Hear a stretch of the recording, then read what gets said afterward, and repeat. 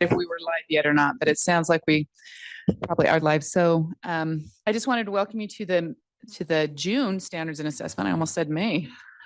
We're well into the summer months already. My name is Jenny Earl. I represent District 1, and I'll let our other board members introduce themselves and where they represent. I'm Joanne Brinton. I represent District 15 in Southern Utah. Leanne Wood, District 4, South Davis County and North Salt Lake. We are going to go ahead and get started today. We have a number of items on our agenda. I do want to make just a note, if anybody is here for the child sex abuse and human trafficking, instructional materials, and also the rule associated with that, we have postponed that and we'll be doing that on June 24th. So just Chair Earl. Yes. I just wanted to let you know Member Green is online. Okay, go ahead. Introduce yourself. I apologize. No, you're okay. Member Green, District 14. Thanks so much. Thank you. All right. Those items will be postponed until June 24th. And so if you want to join us then, we'd love to have all kinds of company for that meeting. We're going to go ahead and start. We don't have any recognitions today, but we are going to start with public comment by Michelle Beck. And she, let me make sure I get the acronym right. Come on up. Yeah. It's the Utah Special Education Advisory Panel, and they advise the board on recommendations and things. So we have a few recommendations here today, and I think she's probably going to speak to some of those. So go ahead. We usually give about 2 minutes. So okay, I'll try to be quick. Maybe you could give me 2 for each agenda item. That would be helpful. Go ahead and take, I mean, use the time. We only have one public comment. So use your time. If you'll just be courteous of the. Absolutely. Thank you. Thank you, Chair Earl and the committee members. My name is Michelle Beck. I am the chair of USEEP, as we fondly call ourselves. I have the great honor of coming to a conclusion of my unusual 2-year tenure as chair, and which is fitting because I'm actually bringing you memos that are from 2 years of work. So I haven't been in front of this committee before. I think the last time I spoke to a board committee was the Law and Licensing Committee. So it's a pleasure to be here and meet you all. So I'll speak to the one that first is on your agenda, and it is entitled Tools to Improve Disability Awareness. This was one of the selected priorities of the committee, of the panel this year. We at the beginning of the school year, we meet and we select our priorities. And I'll tell you that this year we had quite a number of new members on our panel, and there was a lot of passion on this topic, and it was felt to be an issue that where there was a gap in resources available. In particular, we thought with respect to the younger grade students and LEAs. So I'm not going to go through, I'm sure that you all are prepared and have read the memo, so I'm not going to go through it. Just wanted to give you that little background and point out that we had the 2 recommendations just to develop a disability awareness toolkit for stakeholders and augment the resources for elementary school aged children. And I can tell you that we've worked with Tabitha, what's her title? Special Education Public Affairs, and she does such a great job. And so we would have a lot of optimism of having Leah and Tabitha and those staff working on this project. We recommend it to you highly. The second memo that we bring to you is called Tools for Parent Empowerment. And I just want to let you know that it's so unusual to have 2 memos coming up at the same meeting. But on the other hand, I don't think we've had any memos in almost 2 years. So this one really reflects, it was never called out as the priority, but it was the issue that kept popping up in all of the other discussions is that we felt we really need to work a little harder on parent empowerment, that there are a lot of really good resources available, but it's highly uneven whether or not you see it. I am a parent of a special ed child who is nearing the end of his tenure in public school. He has one more year in post-high, and I cannot believe the number of things I've learned about now that he's 21 and that I wish I had known when he was 4 and 7 and 13 and 17. And so I personally feel incredibly passionate about this. And if you'll just allow me to read through, just talk a tiny bit to each recommendation, and I'll wrap. So this first one is to create a one-page summary of resources with links. We really like the one-page summary of the, I'm sorry, of the procedural safeguards. I've seen it in the wild. I've seen it at IEP meetings, and I think it's incredibly helpful. And we were envisioning maybe something like that could be an accompaniment that just kind of gives links, and because the board staff does amazing stuff. And I was probably, my kid was in high school before I knew about those resources on the board's website. So we just really want to make sure we're directing people there and not relying on, did that teacher happen to tell them? The teachers have so many things to tell us. So we want to try and create that direct link.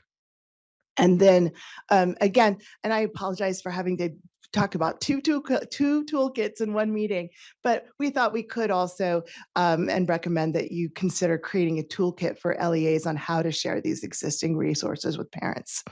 And then, I'm so sorry.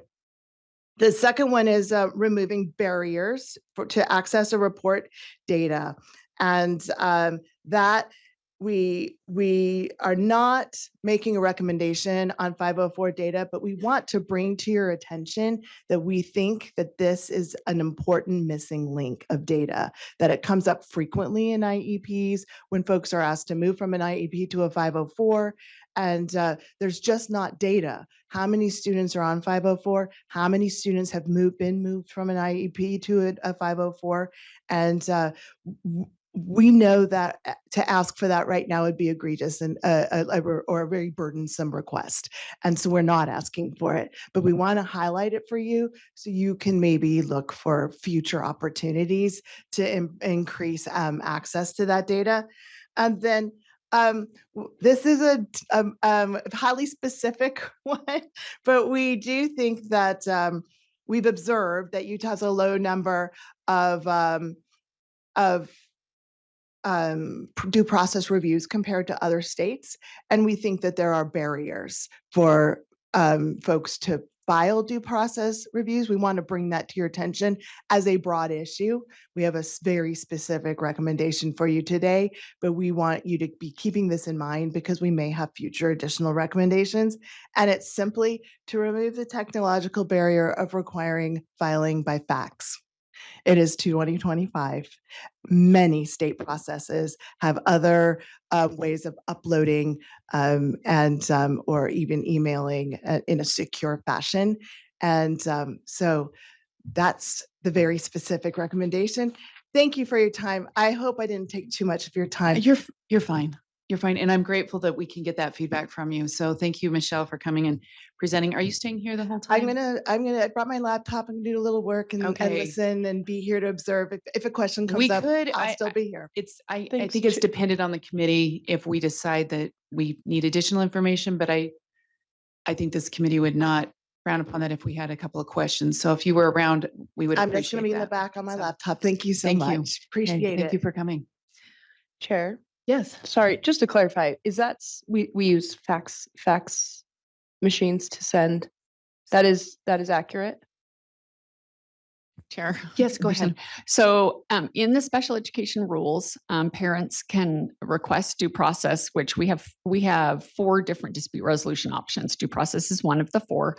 They can request them through the postal service, by bringing it in person, by faxing it. We also have, you may not remember, but we're currently doing Paging. a pilot Oh. where attorneys who are filing due process requests can submit them through a secure online tool that our IT director, Jared Felt, set up. So we are doing a pilot. So when we get to this recommendation, I'll share I'll share the results of our pilot. Okay. Okay. You can buy a house digitally. Like what? Buy a house digitally. Like you can Yes. sign your Oh, papers. thank Okay, you. I'm just, okay. Yeah. All right, so there you go. And we're going to get started on that one. So, okay, we're going to start with 2.4, which is the Dropout Prevention and Recovery Program. And our presenter, if we have questions, or I'd like to get a little bit of information. Benji, are you presenting today? Great. If you want to just share with us the changes and why this is coming before us, we'd love to hear it. Yes. Okay. Well, I can talk about the changes that we're requesting first, and then Member Britton asked to see kind of 10 years of what dropout percentages have been and grad rates, and so we'll show that to you. So our wonderful staff, Megan Menlove, is the one who's been working on this through statute. Schools that are identified based on a low grad rate, we send a notification to them, and then they have to follow certain aspects of statute where they need to either identify a third party that is supporting them in their dropout prevention, or they need to create their own plan and submit it to us. And so in that process, we realized in board rule, we don't have a deadline. So she has emailed them and said, you've been identified, you need to respond. And they have several LEAs have responded and said, okay, well, when do you need it by? Well, I guess as soon as you can. And so we thought, well, that probably should be in board rule then, that we have some direction on that, as well as currently our board rule says that we identify them in April, and this is from the previous year, right? So this April, right, just a couple months ago, they were identified from the previous year of having a low grad rate, and which the thought is that then they'd have a high dropout percentage, right? And so now they're getting it in April, and then we're saying, what's your plan to correct something that happened a year ago? So that also just felt like we could pull that forward. Now, to put some context into that, though, graduation rates can go until September 30th. Okay, so there is always going to be some lag to it, but we just felt like April is pretty excessive. So we're proposing, and I've had a conversation with Aaron Bruff on what is realistic for data and statistics to be able to provide the information that we need.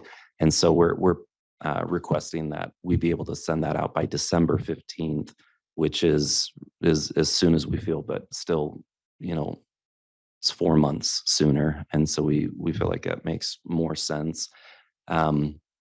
And then as well, you'll notice there's a lot of language that we struck out, and that I don't know who wrote the board rule prior, but there were in statute. The statute is very descriptive. It's very, it explains very clearly what needs to be done.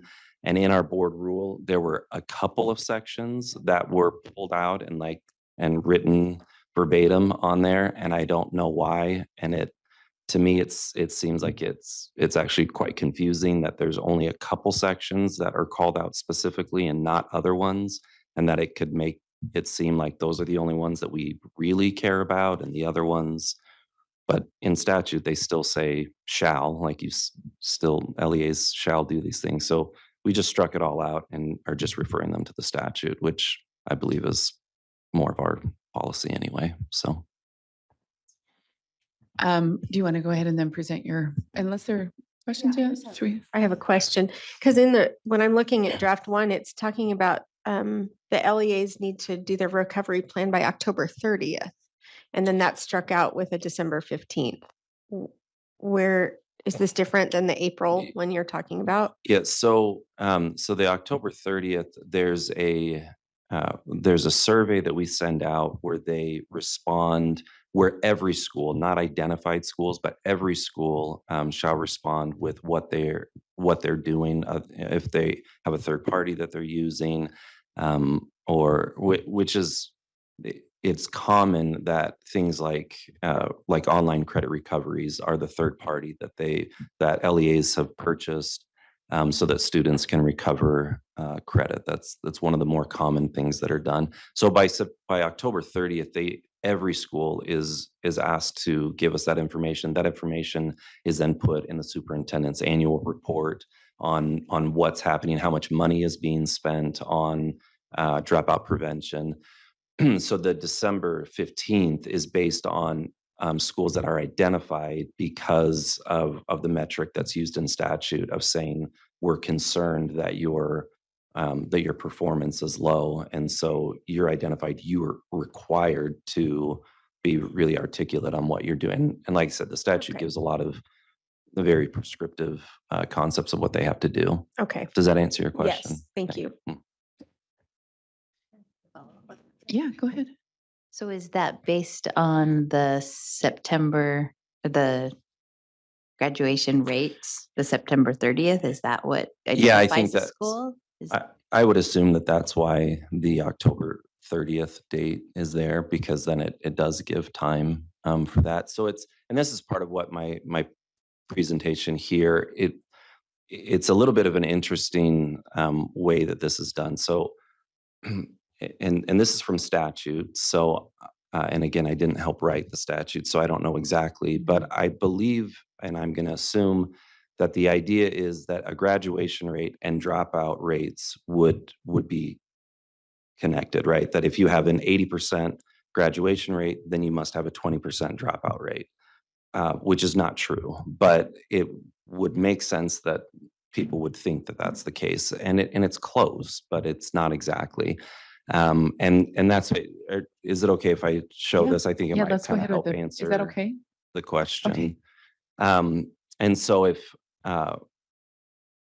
you want to move to the next slide, we talked about doing a hand signal because she doesn't like it when my son trying.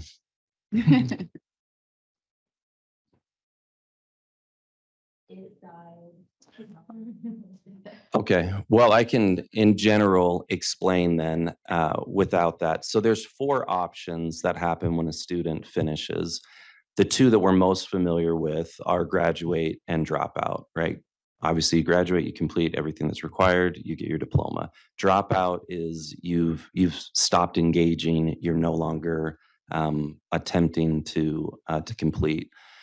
There's 2 other options that can still happen then, which then fall somewhere in the middle, where you neither graduate and you also don't drop out. So one of those would be like getting a GED, for example. So if you get your GED, that doesn't count towards your graduation rate, but it also doesn't count as a dropout because you did complete your GED. There's continuing students. So sometimes seniors, before I was here, I was principal of an alternative high school. We would have what we would call super seniors, so seniors that would continue on. So they were really close, and they would go into like a 13th year, and then they would complete and get their diploma. But it doesn't count towards your graduation rate because they missed the deadline of their cohort year. And so that's why sometimes, so if you look at graduation percentages compared to dropout percentages, they don't equal 100%. They'll equal like 95% or 98% because there's that little percentage that's in the middle of neither a graduate nor a dropout. Okay. So now that we that have I- this, yeah. you can see we pulled the last 10 years so that you can see.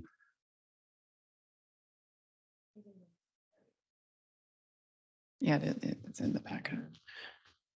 And the two lines on the left, you'll see kind of the yellow line that's going across. That's grad rate, and then towards the bottom, the blue line is dropout rate, which you'll see those lines are pretty stagnant. Like they're pretty much the same. You'll see though. Oh, don't look at the middle one. If you look at the one over on the right, we listed then. You can see the year and then the exact percentage, so you can see them next, kind of side by side there. But again, you'll notice they're very similar. There's not a whole lot of movement on either of them. Thank you. Okay. And then I think Yeah. we're okay with it. That's what I was telling you, continuing student, other completer like a GED or whatnot. All right. And are there additional questions with the rule itself? Or any other additional questions for Benji while he's here?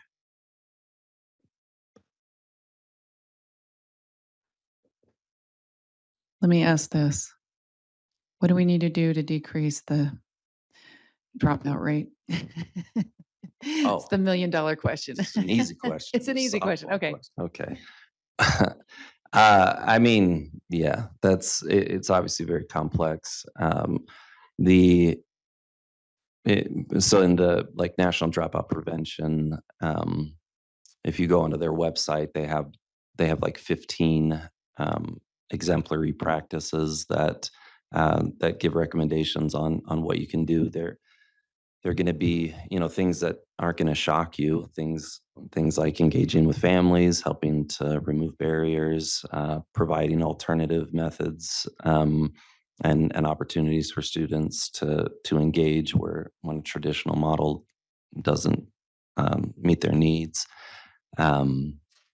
Which in Utah, there is a lot of. I mean, we're lucky to have a state that does have a lot of options for families and opportunities. But it really just comes down to individuals. Every kid, and I'm starting to just speak from my experience as an alternative principal. I mean, every student, it's unique. They all have a very unique situation and story and reason why school is a struggle for them. And so being able to work with individual students, which is not fast, it's not easy.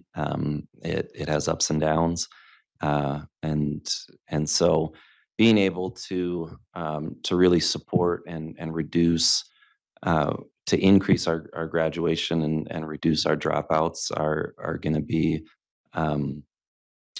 just through a lot of time and attention. And typically it means a lot of adult support. It means that your ratio, when you look at tiered levels of support, when you're looking at tier 1, the ratio of adult to student is significantly less than when you start moving into tier 3, which is what the students that we're looking at. The ratio becomes much, much higher to the amount of adults that need to be supporting students. And so it's just a lot of time and effort and working with individuals. So it's meeting individual needs where people are. Okay. Yeah. I think that's going to go on to another thing we have, but later. Yeah, go ahead. Yeah, so I looked at this national prevention dropout. Would you say if you could pick the top 2 that Utah needs to work on out of those 15, have you thought about that at all? I have not.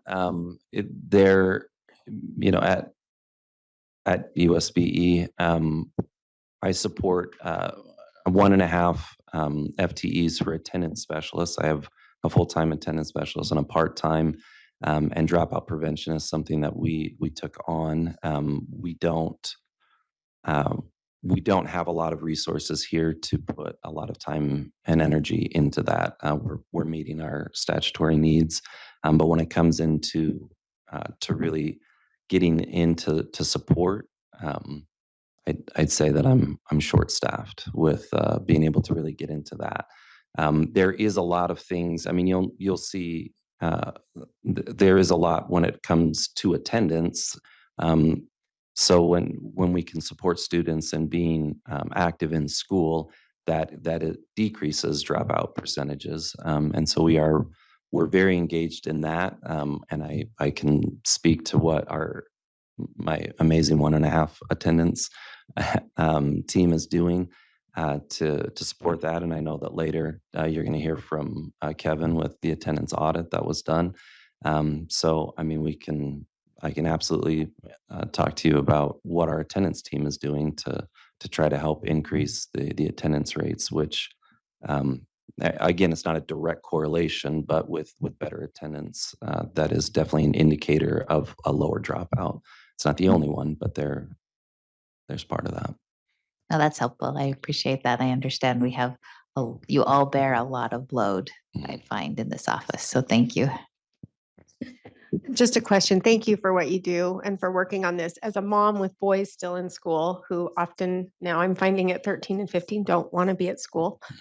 Are there talks about the amount of rigor and interest? Like, I've just been disappointed in my own student, but like in their academics, where I've got a 7th grader calling me saying, "Mom, please come check me out. We're watching Magic School Bus again in science," or just the lack of pushing these kids, where I think boredom, at least what I'm seeing with my own and being in my kids' schools, is contributing to them thinking, I don't know how valuable this is for me. Am I really learning all that much? And when they do miss, it's pretty easy to catch up. So I would love to see them pushed and challenged and stuff more. I don't know. I thought. Did you want to respond? Yeah, I was like, Laura? I don't know. Well, I mean, like, I just wonder if that's. We in could the all just talks. amen, right? I And know, then- like, if that's something that's looked at with the absenteeism, but maybe that's just me venting. I don't know. You can I mean, respond. if certainly you want. when it comes to motivation, I mean, motivation is finding that balance between challenge and it being impossible, right? So if it's too easy, then you check out. If it seems too overwhelming, then you also check out. So finding that balance is always key when you're trying to do rigor and find that motivation. I mean, I don't know that individual situation, right? But I would, in my experience with the educators that I work with across the state and in different capacities, and when I was a principal, I would say that for the most part there is great active, engaging learning that's taking place. I think that teachers are up against quite a bit of challenge. And I could go on for a long time, and I will not. But I mean, you start looking at just the dopamine addictions to cell phones, to the constant being entertained by living a life through TikTok and where things, you have 3 seconds to make something engaging, and then you move on and move on and move on. And then you have kids standing in front of a teacher that's teaching that's teaching binomials and it's not showy, and it's not the same level of entertainment. The idea of pushing through hard things. I mean, I've experienced a lot of when things are hard, that there is a quickness to relieve hard things instead of staying in struggles, where ultimately the best learning always happens is when it is hard, when it's a struggle, when it's difficult. But I see a lot of a quick rescue to take away difficulty, and there's also the overall. During COVID, we were forced to put everything online. We were forced to have everything be very easily accessible. And that has stayed. That has continued. Things are very easily accessible. You mentioned it's easy to get caught up. I know from anecdotal conversations with many teachers that is a very common thing when it comes to attendance at this point, that because everything is put on Canvas, or they have lessons recorded, or you can go onto YouTube and find things, that there is a level of like, well, I have it. I don't have to be in school. I can just go on and look it up. And sometimes that works, and sometimes it's harder than you thought it was. And now I don't have the support of a teacher right next to me, and there's all kinds of things that happen. That was a lot of Benji Thank you. That talking. was, That's that not. was good that's Benji not talk. A whole lot So, of research. and maybe at lunch we can continue this if anybody wants to set up. So thank you, Benji. Appreciate it. Is there any other questions on the actual rule? Do we have? Thank you for I think the simplicity. Yes, go ahead. Do you have something that we need to? Just look moving at? on to the motion, we're hoping that someone can make the recommended motion to strike the word plan from lines 10, 13, and 15, Okay. just for consistency in the rule. So before we make a motion to move forward with Okay. approval. All right. We're just putting that out there. Does someone want to make that recommendation? I'll, So which lines are they again? 10, 13, and 15. There is, I don't know if we have the motions document available. so you, Okay, Struggling to. so just the just motion to services? strike the Is word it- plan, So it's just services. keep now. services, yeah. Okay. So services is the plan. and plan. Thank you. Okay, I'll make a motion that we strike the word and plan from lines 10, 13, and 15.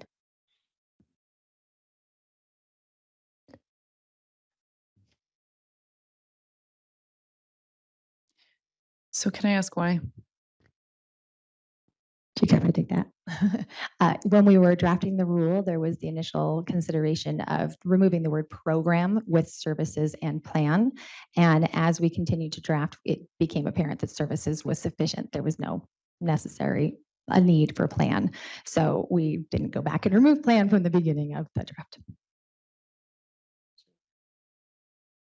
You're right. So I'm just, yeah, making sure they're not submitting a plan to us then. Is that what No, I'm It's understanding? just the services, yeah. Okay.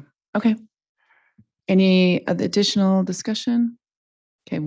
Well, we got to vote on the amendment, right? So we're striking and plan from lines 10, 13, and 15. All those in favor?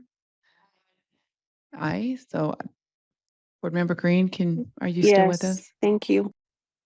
Okay, and that passes unanimously. And then I will entertain a motion for the document for R277606.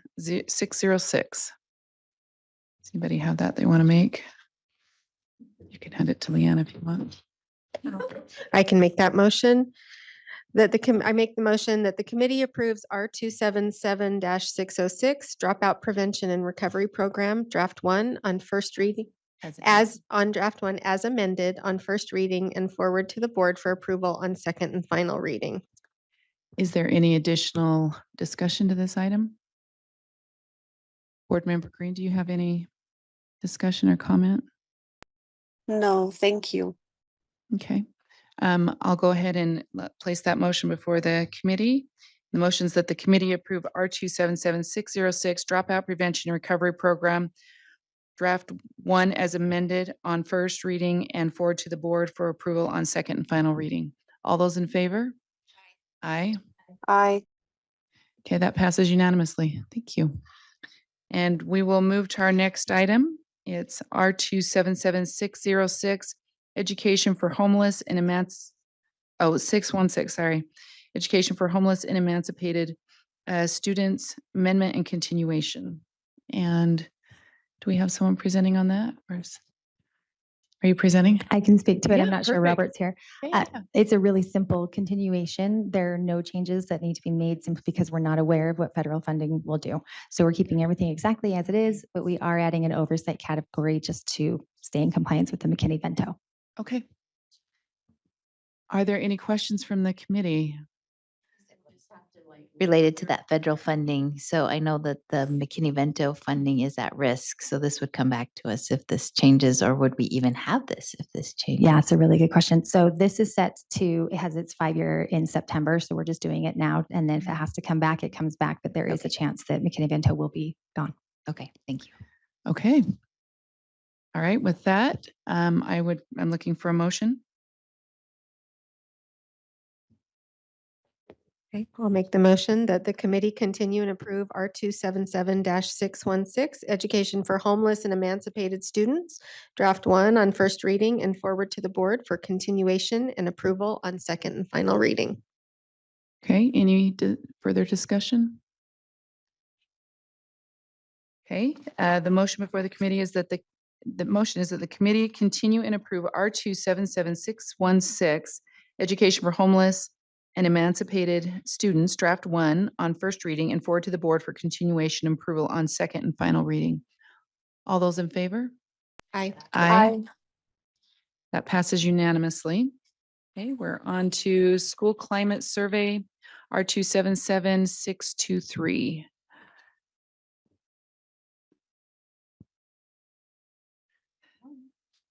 Yeah, good.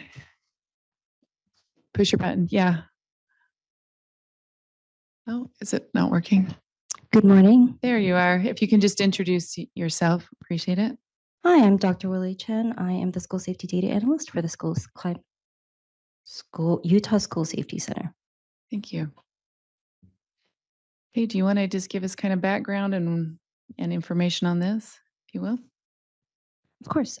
So the school climate survey used to be mandated by board rule, R277623, and with the passage of House Bill 182 in 2024, this school climate survey, the model school climate survey, is now no longer required. LEAs may opt in, and so these amendments for you today are to align with statute. Okay. Are there any questions from the committee? Go ahead, board member. I just have a handful of motions, if that's all right. Yeah.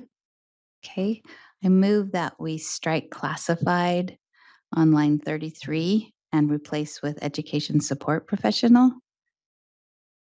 We're going to be projecting that. And this is just due to, it's way over there. There you go.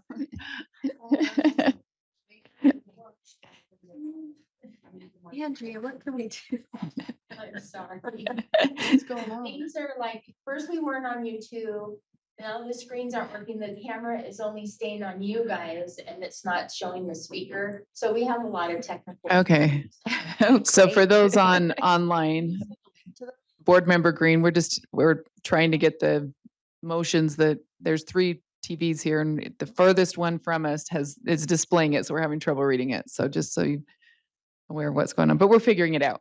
And if not, we'll write it down and still get it available. She can probably see it. Oh. I Okay. can see it perfectly. Okay, you're the only one that can see it. Sorry. Here we go. Okay, that's a little better. Okay, so the first motion is Line 33, strike classified and replace with education support professional. This is just based on SB 66 from Fillmore that changed the title that's from good. classified to education support professional. Are you guys all helping? okay, we'll get that up there and then we'll go ahead and place that. Is there any discussion to that? And that passed this last year, right? Yeah, in Is that right? Okay. 2025. And I checked the bill book just to confirm that I wasn't like Yeah, yeah. remembering inaccurately.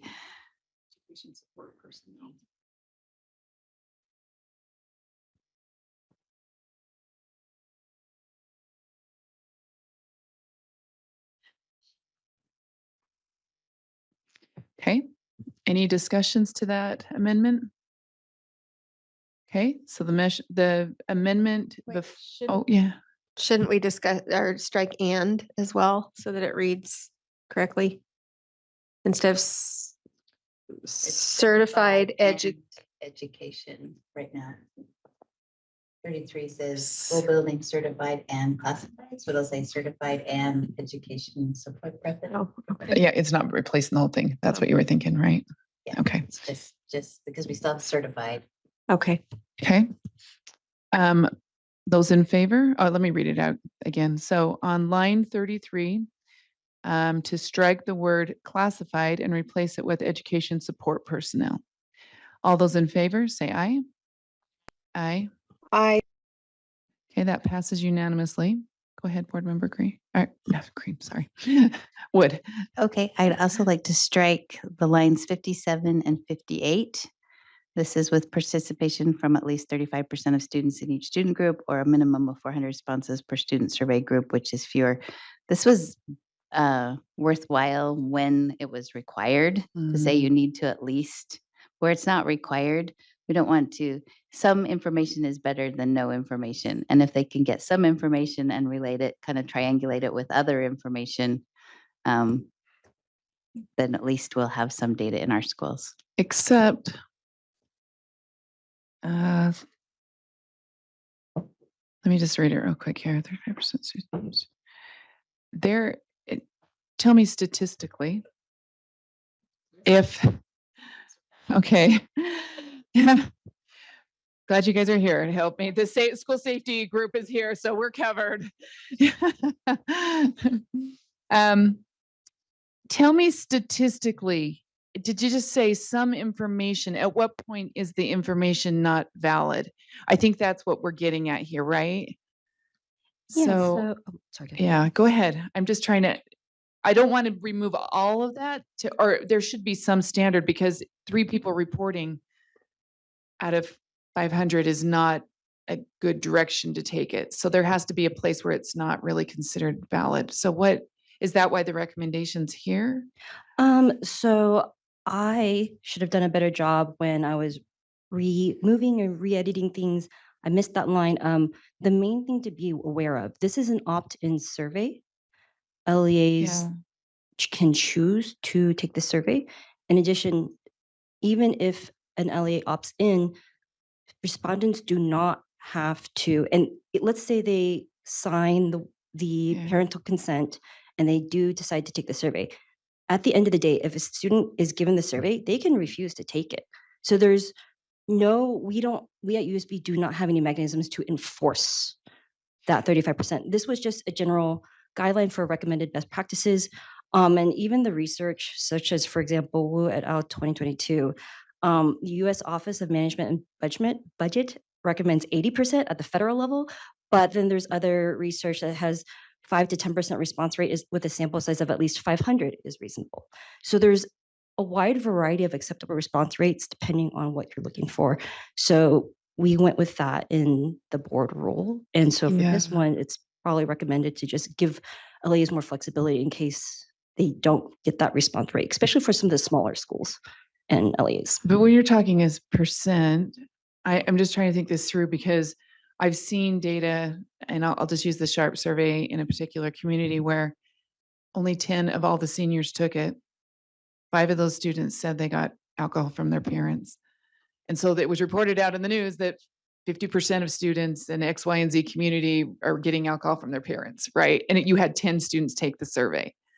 So, you know, when you've got 500 students, that's my only thing is there has to be an element of, and I 35%, when I even read that, I was like, that's pretty darn low, right? For a survey, then to use the information to inform your policies. And I think that's the question I'm asking. What does that need to be? I don't know. What does that need to be? That's maybe the question we need to be asking this body. Is just taking the survey enough, or is it? Yeah, and I did follow up with her because I was like, I know that there's a point where you want it to be reliable, but there's also a point where they say throw up their hands and say this is optional and we're not going to get enough response, so we don't do it. And so that was kind of if there's a better way to do it, I'd be happy to, because yes, I agree with you completely that we need some reliability. Yeah. But are we going to get anything if we set it too high? So if I can also add, the other things to be mindful of that when we are in conversations with LEAs and also just general data practices, you don't always want to rely on one instrument to make your informed decision making, right? So I would probably recommend, so you have these school climate survey results, but then what is your discipline policy, or what does your discipline data look like as well? What does your assessment data look like? What are these other things? And kind of making sure you're making that more holistic, informed decision making, not relying all your decision making on one instrument, if that is a concern when you have a low response rate. Okay. Is there any other Yeah, go ahead, Board Member Green. Yeah, I'm seeing both sides to this argument. I don't feel comfortable striking that if maybe to Member Earl's point that we get 5 people responding and those percentages do get used. So unless we could maybe fortify this a little bit more, I would probably not support this motion at this point. Yeah, I feel like, I guess maybe that's where I'm at too. I feel like 35% really is a pretty low threshold, right? If the, yeah, I'm just looking back through the rule itself. I kind of feel comfortable with where that's at, but, yeah, that's okay. I mean, I think it's a good discussion, right? It's a good discussion piece to make sure we're there. Can I ask, Yeah. does the 400 responses refer to the whole LEA that you should be getting at least 400 responses? Whichever. Or yeah, or 35% across the LEA or across a school? So the specific line 50 says per student survey group. So we can, if y'all are amenable, amend it. So if you want to be more specific and say LEAs or school, my understanding is it says that an LEA shall. So this appears to be at the LEA level, the 400 or the 35%. But if I read that wrong, let me know and we can. I think that's good. That gives them a broader opportunity, Yes. right? It could do. Let's see. So where would you put that in then? Could we possibly put or a minimum of 400 responses per LEA? Yeah, that would create per LEA. Well, that works with those that are individual schools. Wouldn't that be the group that's So being it's a surveyed, right? It's- School. Yeah, but if you're talking Alpine School District, Yeah, 400 yeah, students. really exactly. is I'm thinking charter misrepresentation. schools Yeah. are individual LEAs, but you're right. So I it think would just be the school yeah, per school. yeah, it's gonna have to be a school, right? Yeah, so would we need it, let's see, with participation from, so, okay. Let's step back just a little bit here. Let's make sure okay, an LEA chooses to administer, just make sure to all schools within the LEA at least. Okay, so we would have to, otherwise right now it would be the LEA, right? Am I reading that right? That this does apply to the LEA? We probably need to have it articulate that it's the school. Would that be accurate or am I misrepresenting that? The way I'm reading it right now, actually, it says in each student group. And that actually means we have 4 survey groups, so that can actually increase the burden. I think from our understanding of the conversation, y'all want the 35% of the entire LEA. Is that what it is? Or were y'all saying at the school level? Okay, then that seems reasonable. Is that what you're looking for? Yeah. Yeah, but at least that in each student group does seem a little bit too narrow. And per student survey group as well. So lines 57, 58. Well, I think the hard thing, like if we're talking about a high school that has 2,000 students or 1,500 versus an elementary school that only has, maybe a max of 500 students, then that's a really huge number to try to get. So I So they was go just to the looking for 35%, clarification. So. Yeah, so the, Okay. So this is where the data science in the math piece comes in, right? And the reason why I'm saying that is because student groups actually changes it significantly because you might only have, if you're required to have 35% and you have, I'm not sure all the student groups that we're referring to, right? If those student groups are just based on their academic performance, their social economic performance, whether it has to do with gender, right? Male, female, you It's gotta have. actually defined in there. Sorry to interrupt, but it's defined as just the version of the climate survey they're taking. Means each version of the climate survey. That's not, a student group is not that, survey group is that. What's the student group? So I can clarify. Survey Yeah. group means each version of the school climate survey administered to a distinct stakeholder group. So to break this down, stakeholders are the parents, students, administration, faculty and staff, school resource officers. The versions of the school climate survey that LEAs can choose to administer, there is the adults, there's secondary, which is 6 through 12, 3rd through 5th, K through 2. So who are the, so on line 57 though, it says 35% of students in each student group, not survey group, because I, Yeah, and so that's where I was suggesting Okay. where we might want to revise that language so allows that more okay. flexibility where we should have said 35% of students maybe, or I see what you're saying, change it to student, version. If that's the right language. or we might change it to survey group. Yeah, Because if survey you're only group. getting 2 parents too, right? Then Mhm. you're not really getting accurate information or whatever your group is. Yeah. Yeah. So I think 58 does say per student survey group. It was the first line, 57. It says each student group instead of student survey group. Did you change that? Oh. Okay. So I think that's where the confusion is. Okay. So in participation with students or, oh, could it just say with participation from at least 35% of students or a minimum of 400 responses per student survey group? Or do we need to put survey group up above? I don't think so. What do you mean by that? I don't know. Something to think. Can I speak You to had that? a comment on that? Yeah, so Jennifer Wadsworth, Policy Advisor. Yeah. We could remove because we're speaking to each survey group, whether it's 35% or 400. So Oh, we yeah, don't need could it. just twice. strike that altogether, Mhm. right? Yeah. Okay, so can we do Chair, that? can I add Yeah, one? yeah, piece? I just looked in our 277-100 to see if there was a definition of student group. It doesn't appear in Okay. 100. Okay, so I think the easiest thing would be the 35% and the 400 from student survey group, right? Okay, so what do we need? Let's see, the participation from at least 35% of students, no. How do we want to rework that? With participation from at least 35% or 400 responses per student survey group. That would Just- probably, something like that? Yeah. Yeah, okay. Anybody catch that or not? Sorry, if we limit it to say student survey group, it would have to say survey group because the survey groups are also parents. Ah. So that would actually create the requirement for the other survey groups as well. So we can't just say student survey group. We also would have to Oh, yeah, yeah, yeah. consider. It would have to say survey Yeah. group. Okay. Are we?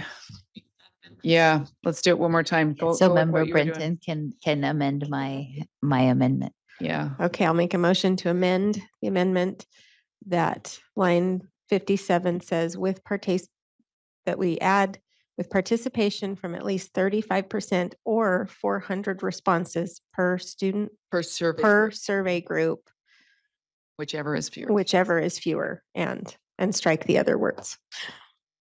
As How are we on that, staff? Are we? That sounds fine. And if you are, yeah, I would just say that sounds fine. Let me know if you have any Okay. questions. Okay, I think that keeps it broad, but yet lets us know where we're at on that. So additional questions on that one? Okay, the amendment before the committee. In just a second. Look at that. Okay, so the amendment. Let's see if that's right, 57. To amend lines 57 and 58 to read with participation from at least 35% or 40 responses per survey group, whichever is fewer. Or 400, sorry, 400 responses per survey group, whichever is fewer. Okay, all those in favor? Oh, do you have a comment? Sorry, go ahead. I don't know if it matters, but it says if fewer instead of is fewer. Yeah. That works. Thank you. Okay, is fewer. Okay. All right, those in favor? Aye. Aye. Okay, that passes. Go ahead. Okay, one more. Thanks for that discussion. Yeah, that's good. Line 80, what I would like to reinstate line 80. It currently reads the student can request for a different survey administrator.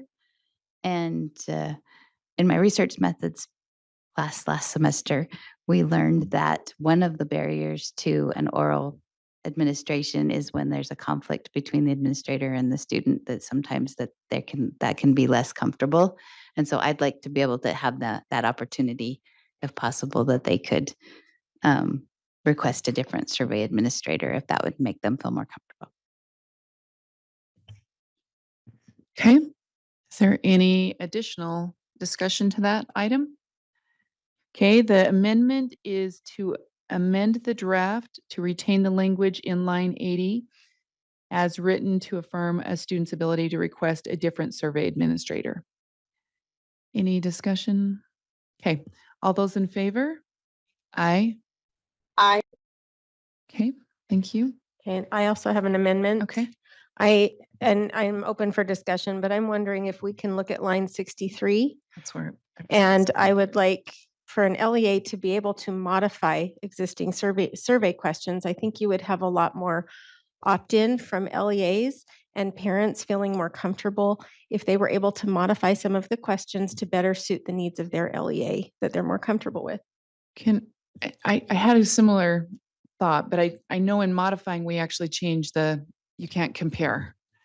Right? So there's that piece. I would maybe suggest, and we can have a discussion around that, we do something like they can remove or add questions to the survey. Yeah. Kind of ponder that, because I don't I'm okay feel with that. comfortable with the modification. I think whatever we probably need to modify those, otherwise it's not standardized. We're not able to gather similar data Okay. across LEAs, but I wondered if we added a line that said they can remove or add additional questions. Isn't there a line that they can add? Oh, But maybe that one but they don't have, would they have could to add remove or Because if there's include, questions, if they're not administering the survey because they have a concern with a couple questions. which I know is the case in Washington County. I mean, with parents I've talked to, their opt-in rates are very low because of some of the questions that parents have concerns over. And this is our survey, right?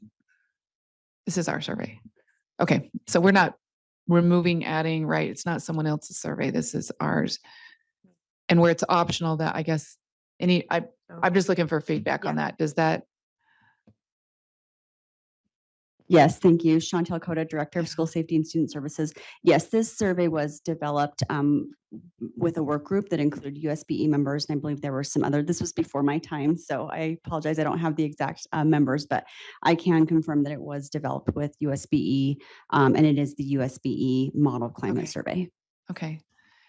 Any comments on possibly allowing removal of questions with an LEA? I can provide some contextual information. So when we had this mandated, at the time, there was a public school safety dashboard.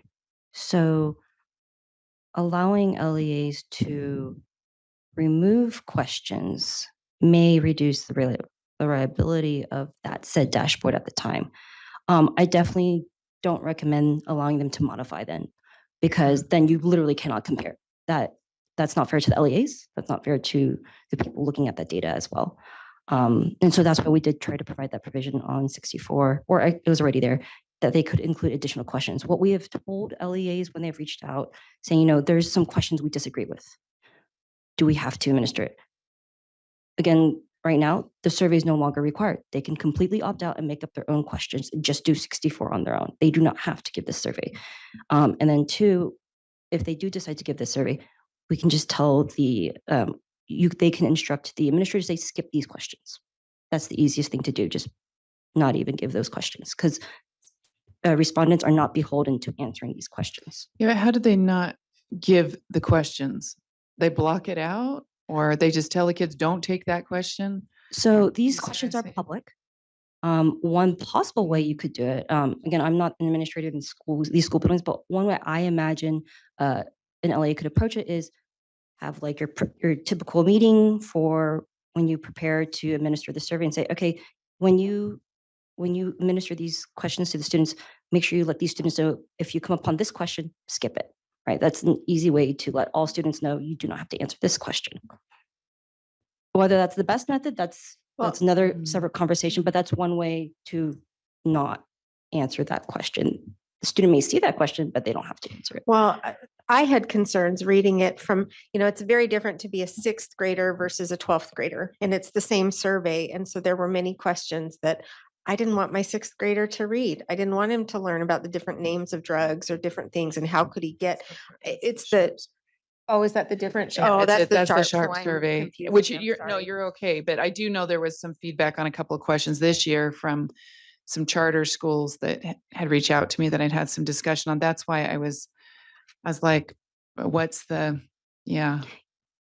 But I guess then we would maybe want to look at our survey, right? And make sure the questions we're asking are really pertinent. Yes, that is very much an option. Since it's our survey, we could put together a new work group. We, you know, at your discretion, you could certainly look at it as board members and decide which questions you find relevant for the state. And we could certainly, we have some time if we do want to continue with the alternate years. We, you know, we have some time to be able to rework that if you would like to do so. Do you want to add anything more? If you allow me to speak. Yeah. And then in the end, at the end of the day, parents are allowed to make the decision if they want their student, their child to take this survey. That is in statute, that you have to have the parental consent at student registration, and that these questions are available from the very beginning in that parent notice. So that hopefully will alleviate some of the concerns. As you said, if you do not want your child taking the survey, they should not be taking that survey at all. Okay, is there any other thoughts from other board members before we make a decision on direction go with this? Possible draft motion. Oh, okay.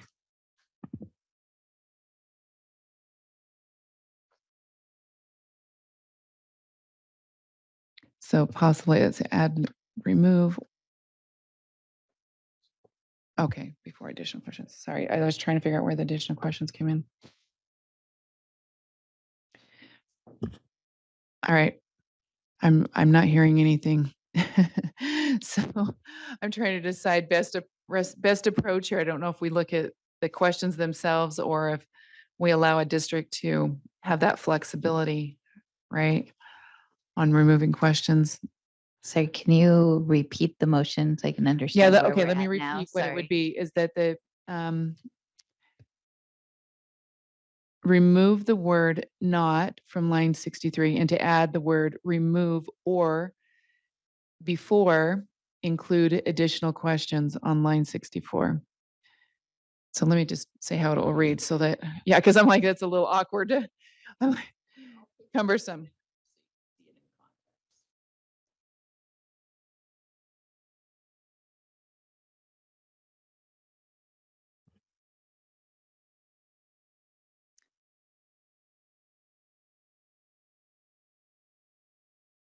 Okay, that's already, the not is already there. Not modify any existing, well, I don't think we want to strike the, I don't think we want to modify the questions. Are you okay with that? So we don't need to worry about that part, yeah. So it would be remove or include additional questions. Can support the not. Yeah, so it's remove or include additional questions. And may remove or include. Oh, sorry. No, you're totally fine. On line 62, it says LEA may. Oh, it already Yeah, says so may. it's got sorry. the may. Yes. No, you're fine. Thank you.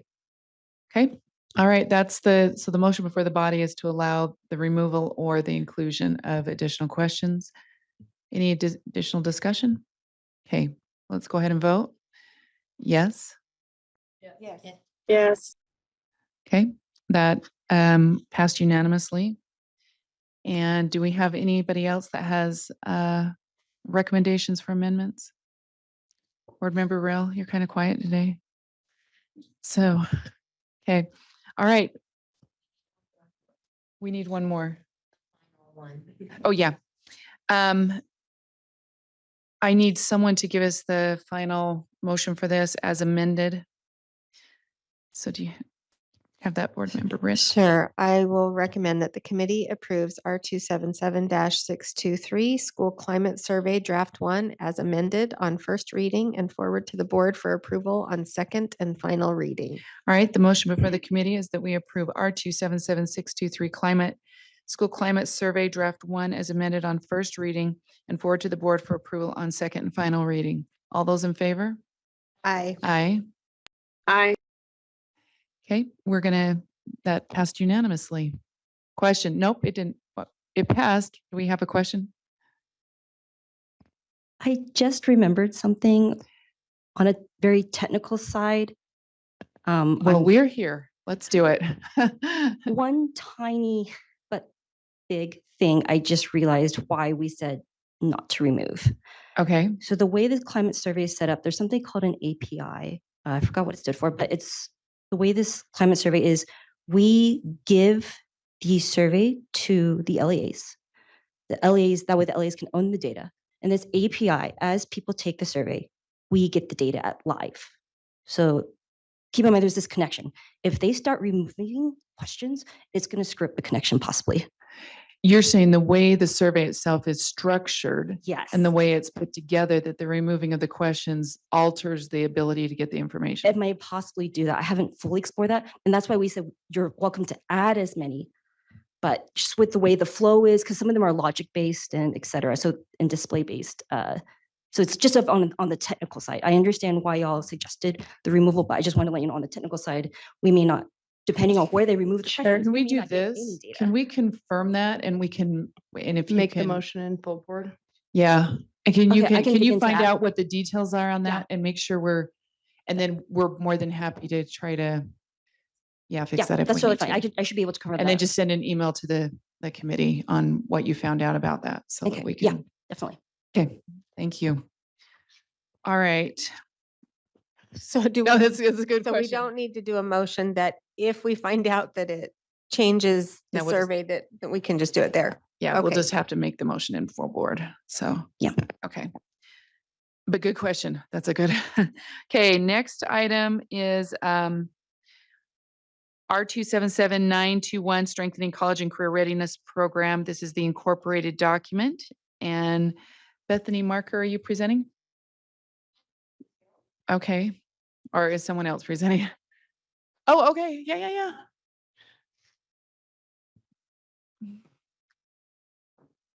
Chris Ann, welcome.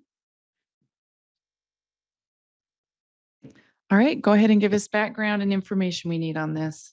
So this is a continuation of the rule. The CCR certificate was updated in Utah Code in 2020. And with that, we just are recommending to continue the rule and then updated the standards, which is the document incorporated by reference with language to match our other board rules for school counseling. Okay, and I think we can, so let me ask this question. So in the school counseling programs in higher ed, right? They would be using these competencies to instruct future counselors. And then in the completion of these competencies, they would get a certificate or something that recognized they had completed the career and college readiness components. That's correct. So all school counselors have to have career and college readiness certificates? So with that update in 2020, it became required in all of the pre-service programs in Utah in the graduating class of 2021. So it is required in the 4 programs we have in Utah. For a school counselor to get a professional license, they do have to do the micro-credentials, which are competency based to get the CCR certificate. So if they do an out-of-state program, they have 3 years to get that, to get a professional school counseling license. Okay. Are there other questions on the? I just am incorporated document? wondering if it's okay to ask, as someone new coming onto the board, reading these things, like when I look at the agenda memo, I would just love to have a little bit more background information to understand what we're reading about in the future. Is that a request that? Because I wasn't sure too, just reading this. Oh, yeah. I didn't do the agenda. memo. Yeah, so I can't don't know speak to who that. does the background, like on the agenda memo, but I would love just a little bit more explanation on things. So that was just some feedback. Sorry, I also did not create the memo, but I can try my very best because it came from our team.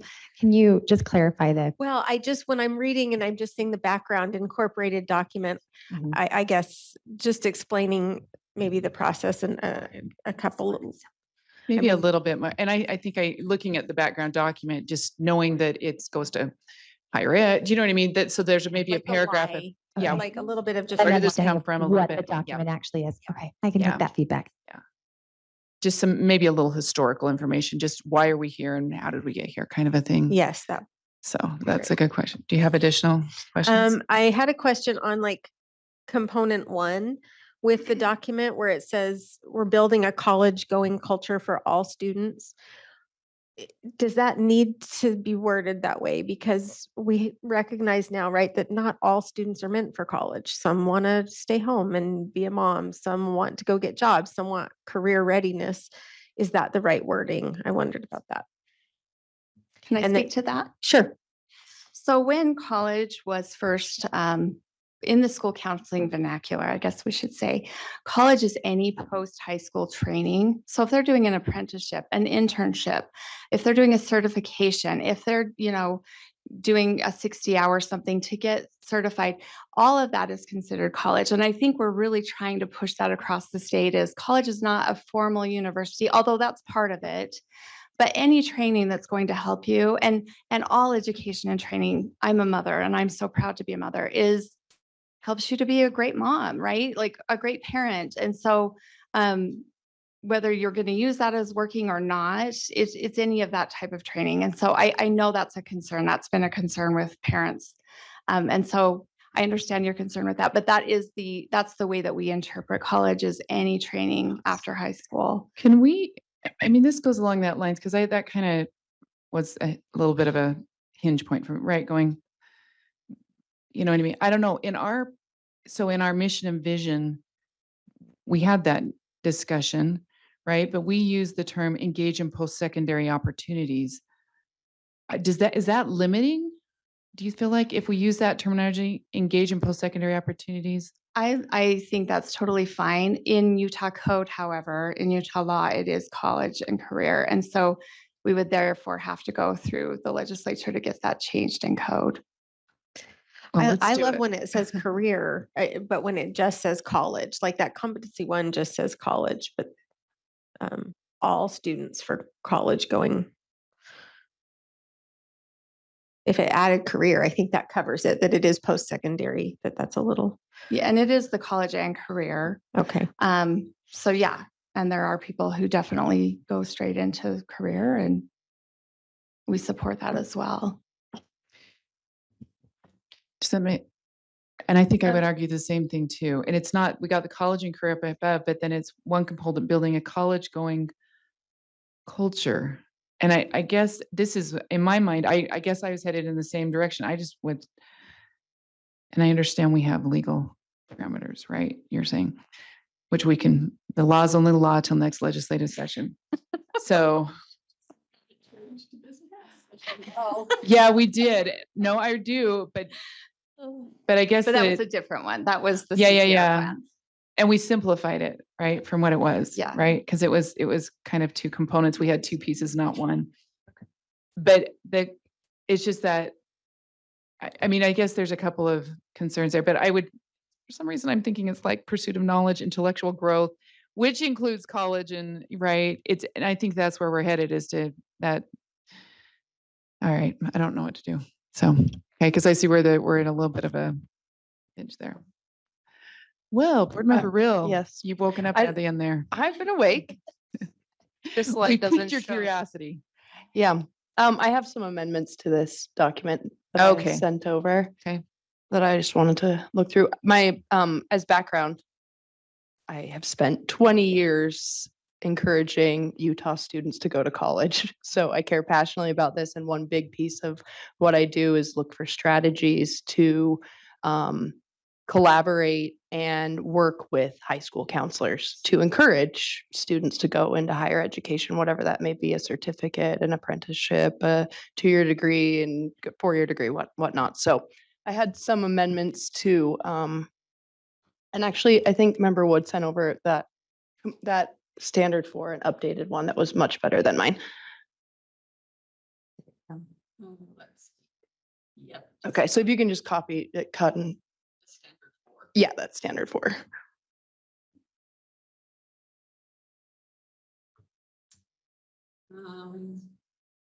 You can just cut my whole thing and change it to what she had.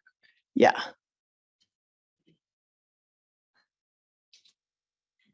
There is that. Yep. much better. So, yep, Yours, you're deleting red. yeah, so, yeah. Change the color. I just needed to Yeah.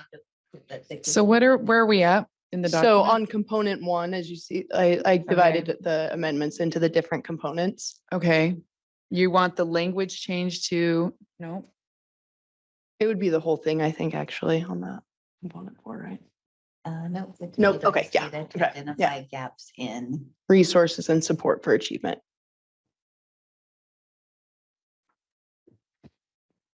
So that Can would I be my first amendment. ask a point of clarification? So is are you doing these one at a time? So Yeah. is the first motion component one, standard 4, or just component 1? No, Or I just put those component ones at the top of each one, so you knew which section they were. okay, Because all the so we're numbers are starting with repeated. standard 4, Yes. first motion. Yes, component one, standard 4. Can I speak to that one? Yes. Can I speak to that one? Yeah, go Okay, ahead. I'm going to speak to that one. So I had the amazing opportunity to sit in on the first meeting of the First Credential Oversight Committee this week. And the vision that we have for Utah in terms of what high school will do for our kids in enabling them to have stackable credentials or at least one credential. I think that's where we're looking at identifying where there's a need, that's a resource, and then supporting them in how they can go. And then we talked about how these kids are getting these abilities in high school, and then they can work through whether it's a career that they go into or they're paying for college while they're going through. And so this one was important to me. When we took out the word access, I was trying to figure out what is it that I mean when I was concerned with the removal of access. And it's like, well, it's resources. It's what can we give them to move forward so they have this ability? Because even if they want to be a mom, I have a 24-year-old who wants nothing more in the world but to be a mom, but she's got to work right now. She's not married. She doesn't have a boyfriend. She's working. You are calling her out here on this public meeting. Sorry. Member Wood. She Jeez doesn't Louise. watch this. Okay. I Yeah. do have some kids who watch. She's not one of them. And to add on to that, in my time in higher education, it is remarkable where we're going now. Meaning when I was in high school, it was you're going to college and it's a 4-year degree. And that was really all that what the high school counselors talked to me about, right?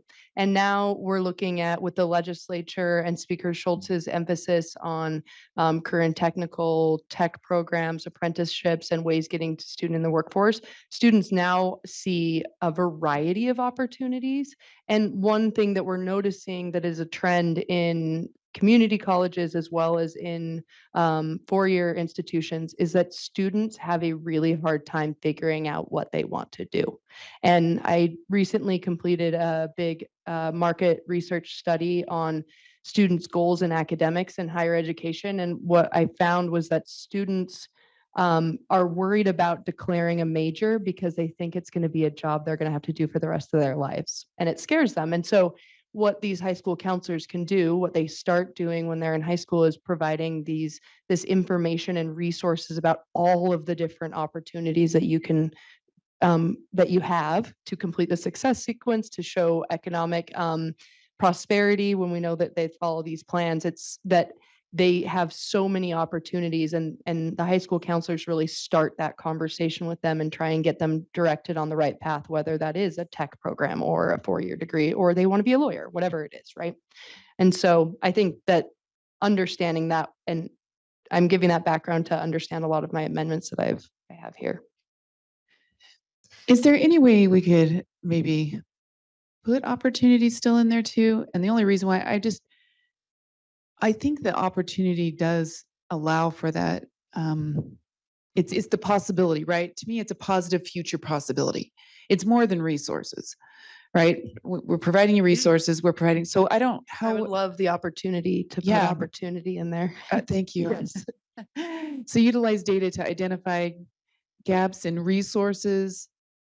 Maybe just individual opportunities, support for achievement. I don't know if that quite does it, but Yeah, I'm It can be amending, a I'm friendly. though. amending, It can amending. be a friendly. We have to do it separately. No, it can be a friendly. No, does that, Phil, That's a friend. tell me? I just need to know that it was. Yeah. Yeah. So we can add Yeah. it or what? Yeah. Yes. I can read through that, yeah.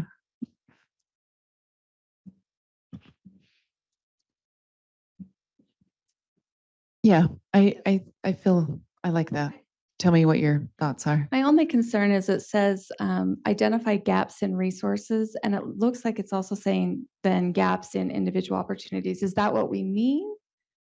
Identify gaps in resources, individual opportunities, or are you wanting to say something like provide individual? Should that have a opportunities? semicolon after Provide resources?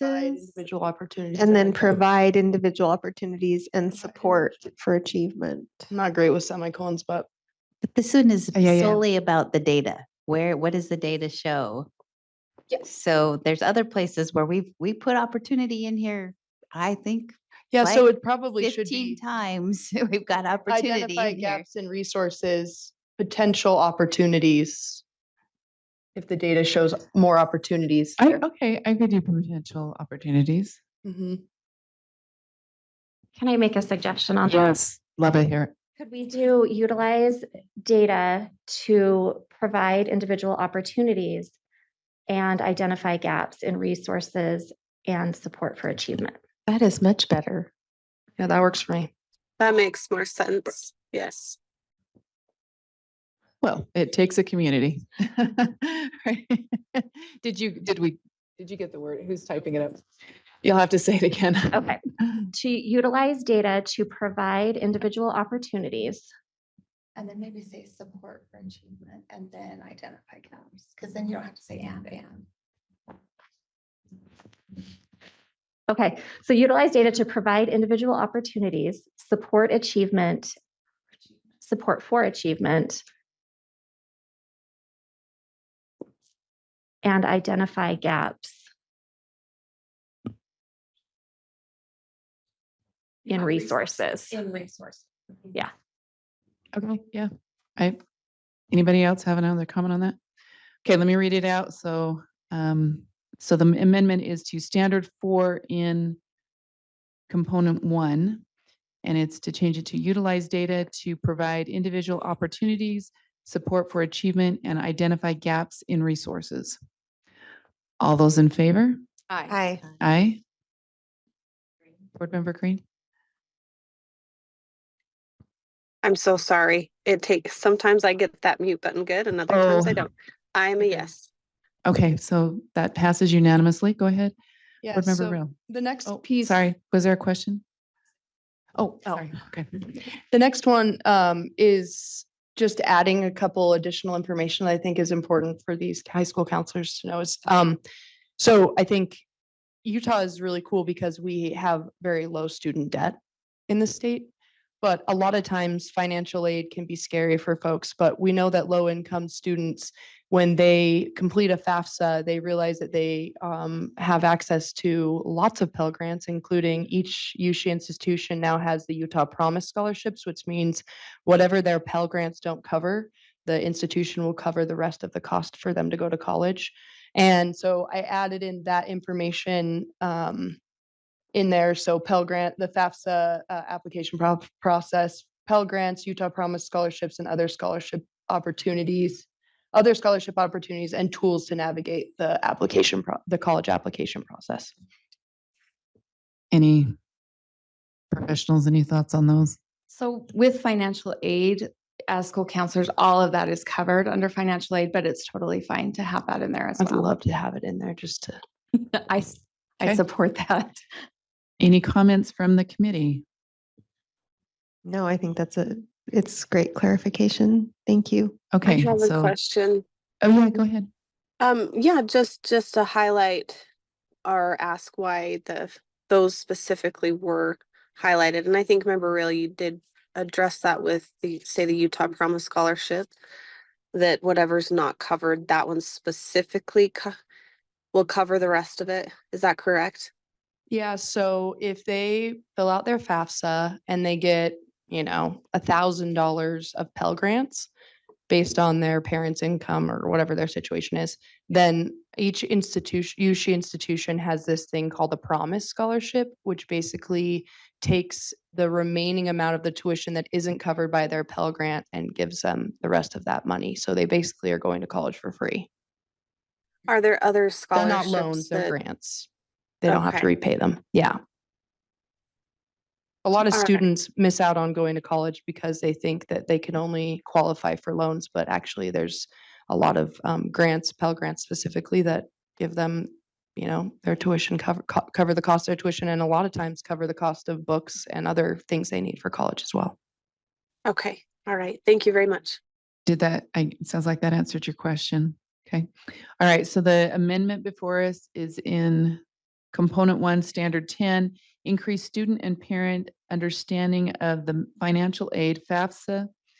Can we take out the app before financial aid? Yep, that's right. Application process, Pell Grants, Utah Promise Scholarships, and scholarship opportunities and tools to navigate the college application process. All those in favor? Aye. Aye. That passes unanimously. Okay, do you have Okay, my another one? next one is in component 2. So we're done with 1 now, going to component 2. All of those amendments in the draft document I don't love them, but they're fine. Don't love them, but they're fine. But I did think that character piece was important. So since we cut multicultural, we cut global, we cut citizenship and social and emotional, I thought adding character in there was important, because I think that health and wellness is part of it, but there's also that character development, hard work, whatever. The citizenship is your. Citizenship is in draft 1. Yeah. The suggestion looks like it's. to Oh, be yes, I was removed. changing citizenship Ah. to character. Sorry. Okay. Thank you. Mm-hmm. All the other, there are other, yeah. Does anyone have comments on that? Okay, so the motion before the committee is that in component 2, am I reading that right? Standards for component 2 are intended to provide comprehensive systemic framework for school counselors to promote a individualized approach to academic career, That should say "and." promote and, academic career, character. So we're changing what was on there before, citizenship to character, and then health, wellness, and then et cetera. So, okay, all those in favor? Aye. Aye. Aye. And then on standard 6 and standard 7, the only amendments I have for component 2 is to keep.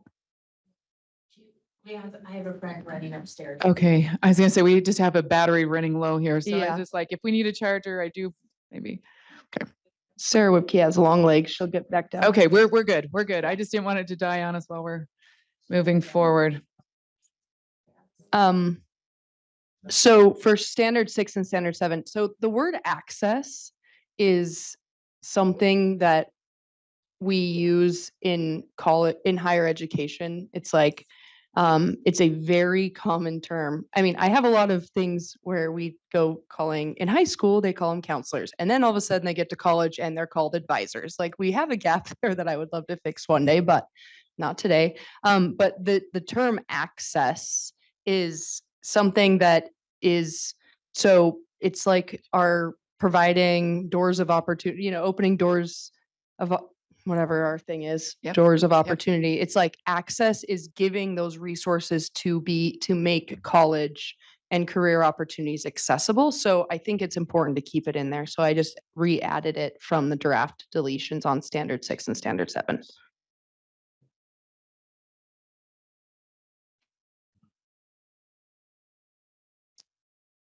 Okay, I'm pondering that.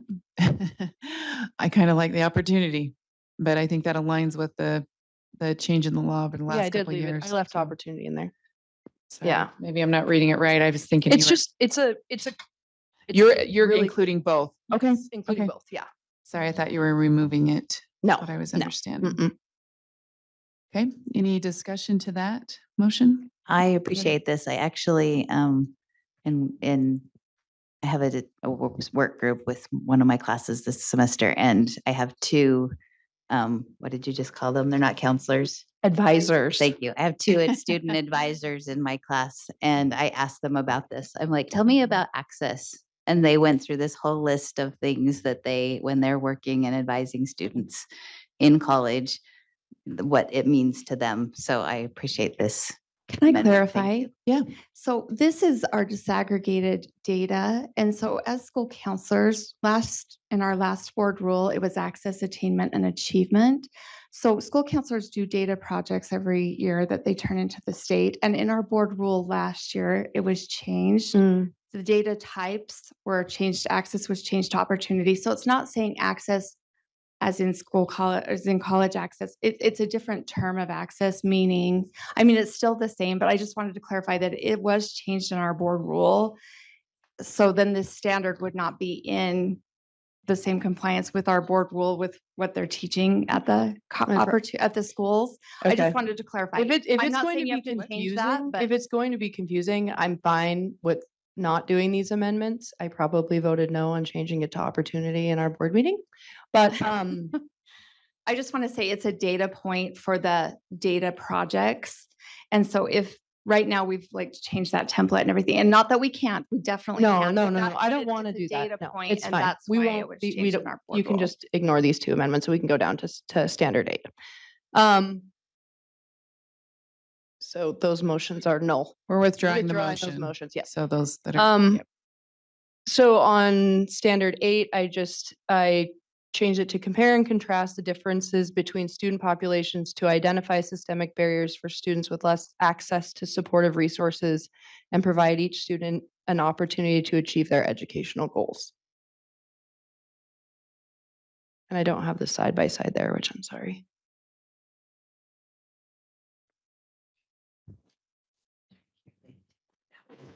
Oh yeah, that was completely removed. So if there's a reason that in your process or pieces that you had removed it originally. So we're back to and I guess my concern is we're back to, we're having to bring in these systemic barriers. I think for me, it gets confusing. I think it lends itself to. So, well, I mean, there are different reasons why students don't end up completing the success sequence and why they don't end up in a economically positive position, and that can be systemic, meaning their whole family. So like, for example, if a student comes from a family that's never had anyone in their family go to college and they go to college, they can change the trajectory of generations of their family and the success that they can see. So the different types of populations are students who have parents who didn't go to college or any family members, students that don't have access to healthcare or resources or essential services. And so, you know, that obviously is played into like marginalized populations, low income, different pieces like that. But so this is kind of, I thought it was important to include, but if there was a reason other than potentially it being controversial that we cut it, then I understand. But my thought was that I think this is really important for our counselors to understand that there are students that come from different places of opportunity, and understanding that if you are talking to a high school student who has never seen in their lifetime anyone in their family go to college, they may require different types of resources, including educating the parents on what higher education is or those different career opportunities. So I think it's really important to have those that as an emphasis on when we're supporting our students and helping them achieve. So how's it, I'm looking back through all of our others, and this is actually, if I were to recommend something, it would be still simplify even more. But I understand as I talked to Vice Chair Wood that this is meant to be competencies. I'm just saying we have utilized proactive strategies to remove barriers and promote individual responsiveness and opportunity in student achievement and college access. Then we have students help students understand the value of college degree. And that's just, I mean, I could go through almost each one of these kind of pulls the very components that you're suggesting need to be in here. I just feel like this is either duplicative or not necessary. And then we're getting to the compare and contrast components instead of into the helping the individual. We just passed one with gaps, talked about looking at the data where there's a gap. So to me, it's duplicative of some of the things that are in there. I think with what you just articulated, you wanted to move forward on this. So anyways, others can speak. If anyone else has. Yeah, I think I see those in there. The goal, right, is that we make sure that there's equal opportunity for all students who want to, and education resources to teach them what's available, what's out there. And I know Wei was meaning earlier that I don't want higher ed. I want all students, however that looks for them, whether it's career readiness, to pursue that and be able to achieve dreams and find dreams if they don't even know what they're dreaming of. So I guess my question would be, in the actual application of these standards, how would it look if this was included? Like, does it change, like from the standard to the application, actually teaching? Is there, does it add time? Is there not enough time in the course? Those sort of things are the things that I look at in standards, that if I don't like adding to standards in courses that may be end up being like, well, now we only have 10 minutes of this course to talk about, different student populations or whatnot. But if this provides additional emphasis or an opportunity to teach this course and have those discussions or lessons, then I'd still like to keep it there. Okay. Is there anything that would be?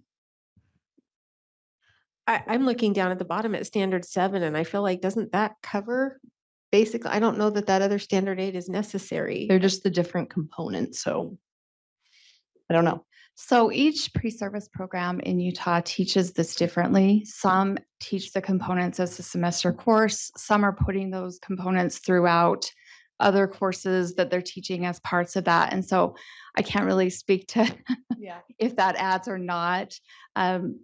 They're happy to follow whatever you all recommend. Okay. So can I ask the question, was there a reason other than the words of equality and equity and barriers and equitable? Is there a reason that this was removed? So there was the idea that it was covered in other components with identifying gaps and addressing those. Mostly this one was removed because of the specific language that has been changed in our other board rules. Okay. Well, we can vote on it. Okay, People can decide. We'll vote on it then. So let me put it before the body. Is there any way to make that just a smidge bigger? If I were sitting down there, oh, that's so much better. Thank you. Okay, so the amendment that is before us is that the language in component 2, standard 8 read, compare and contrast the differences between student populations to identify systemic barriers for students with less access to support resources and provide each student an opportunity to achieve their educational goals. Okay, those in favor? Aye. Aye. Those opposed? No.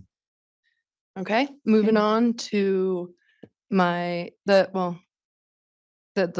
2 more, but they're very small. The last one's very small. This one I reworded standard 7 in component 3 to read, using an individualized approach supports students from all backgrounds, including strategies for those with less access to resources for success, to provide opportunities for a student's career, educational development, and employment. Component 3, 7, what? It's not. Component 3, there's a gap in the page. Oh, the whole page, yep. Yep. Yeah. So, let's see. Component 3, standard 7. So it would.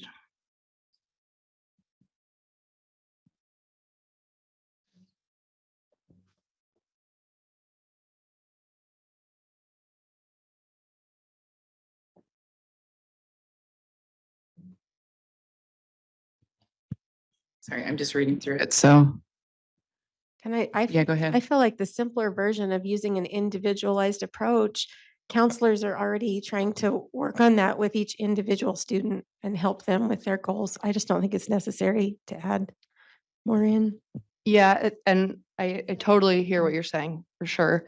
I think for me, I feel like it's important to talk about, again, like the different students. It's like individualized, like we want we individualized approach to education is fantastic. And I think it's really important, but I think that calling out and noting those differences in students that have more or less access to resources and opportunity, and making sure that we're creating strategies to support those different types of students, not just like a blanket individualized, was important here. Okay, any other comments on that? And I think I do agree that the simplified one, at least for me, works better. So, Board Member Wood, go ahead. Just a quick question on any of these. Is there a place where we talk about patterns? Because I mean, we used to have a whole intergenerational poverty work group, right? Because there's patterns. There's certain patterns. Is there any place in here where we talk about those patterns? Where I love that we're talking about the individual, because we have to look at everyone has an individual need, but there are patterns to behavior. Is there anywhere that So I we- don't know that that's necessarily addressed in the CCR certificate standards per se.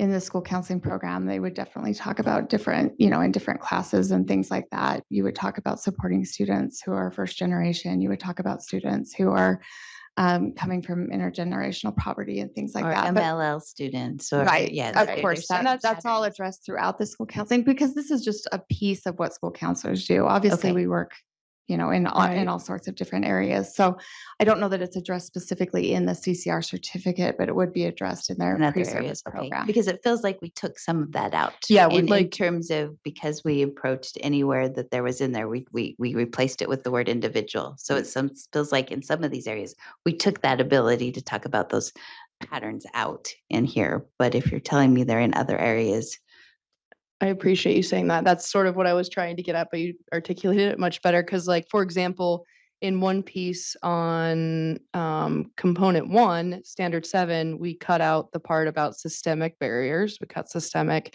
and then the cultural responsiveness and equity from that one. And so that's like that would be part of those different pieces that you were just talking about that we had cut earlier. So I think that's part of the reason why I wanted to include it here as a way of talking about those different scenarios and different communities and the opportunity or lack of opportunity they may have, rather than just saying, be individualized. Okay, any additional comments?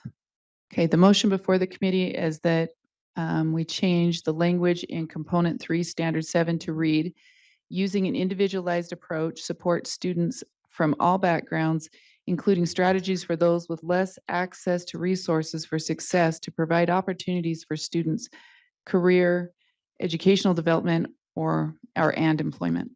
Okay, all those in favor? Aye. All those opposed? Nay. No. All right, my last one is on I just added a few more details like I did on that financial aid one. I just added on standard 9. I didn't understand school. That one didn't make any sense to me. So when it said standard 9, Okay. it says increase collaboration with local industry partners, higher education, and district partners. For example, technical colleges, concurrent enrollment, career and technical education, work-based learning, apprenticeship, et cetera, to help students gain the knowledge and skills necessary to meet labor market. And then I think it got cut off, but I'm guessing what you meant to say there on that document was market demands. Labor ma. But I added market apologize. demands, which Thank is what I you. assumed what it was. Thank Okay. you. So you're wanting to add in technical colleges, concurrent enrollment? And right? higher And then- education. Oh, yeah. higher- And the reason is because CTE is something that CTE, it has a bunch of different new superintendent Hart. CTE has so many different right? Because you can get a technical education certificate in high school, but also technical education is what we provide at technical colleges. So it's very confusing. So I added in technical colleges along with CTE and then including concurrent enrollment, since I think that's a big piece of what we're focused on as a state right now as well, that first credential. Okay, any other discussion to this? Okay, so the motion before the committee is that, let's see, we want to change language in component 3, standard 9 to read.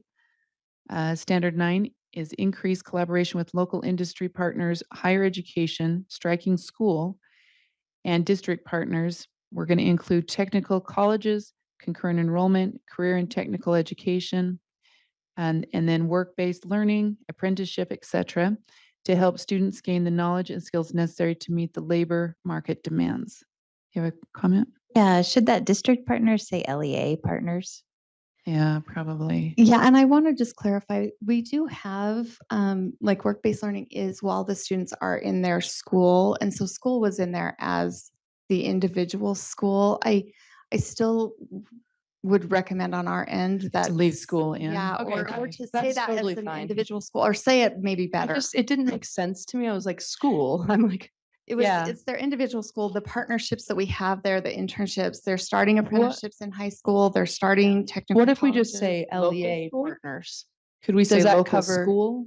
But that doesn't cover the individual local schools where it's even down to that level. Okay. So if we could say LEA partners and local School and LEA partners. Local school. local school, Yeah. or something to I that. think just leaving school then is fine if that's how it is. It didn't, maybe it'd be confusing to others. So let's put local school right.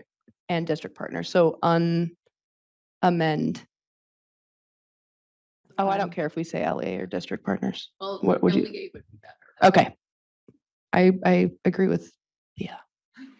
She's much smarter than I am. Okay, so let me reread this. Increase collaboration with local industry partners, higher education, local schools, and LEA partners, local school. Before local school. Yeah. It's this and this with those in parentheses. Oh, Okay. Okay. Is that what we want? I mean, I think you got to take the and out. No?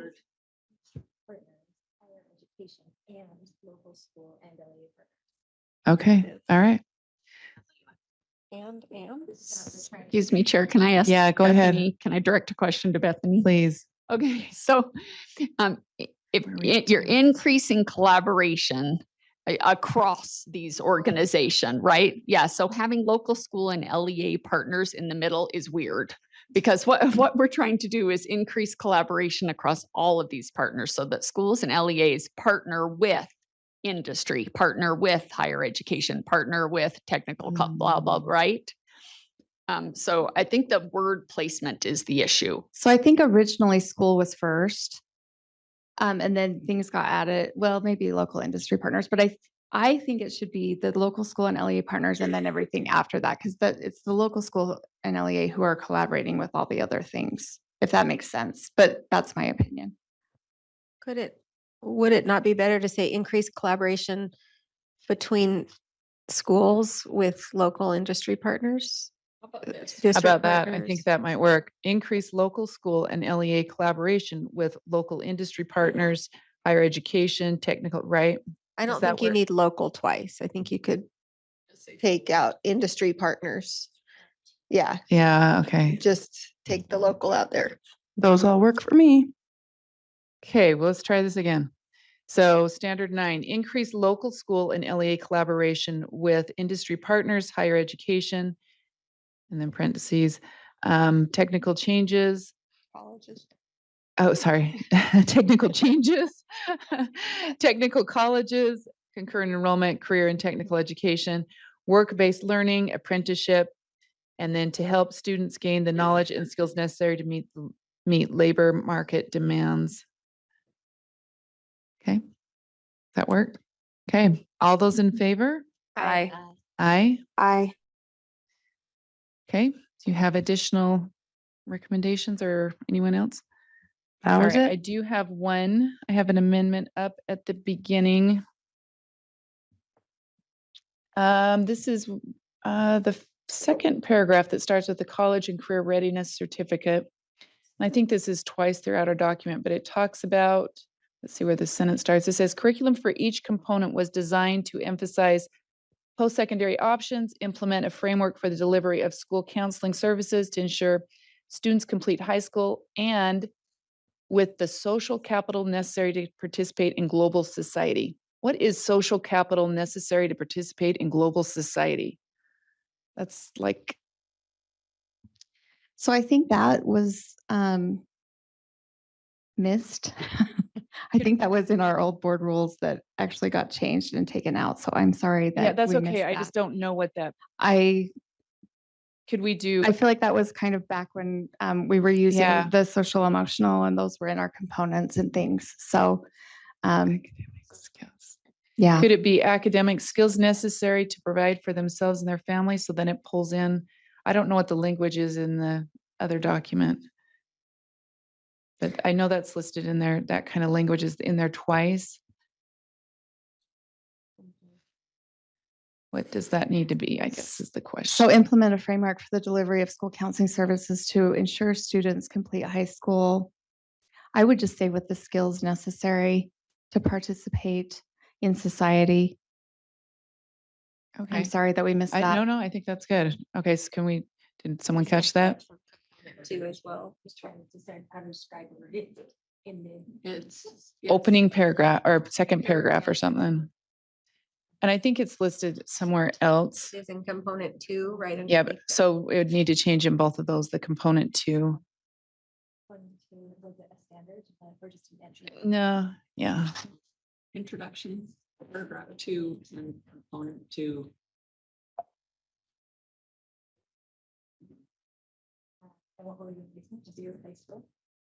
So are you on, which one are you on? Are you on the second paragraph?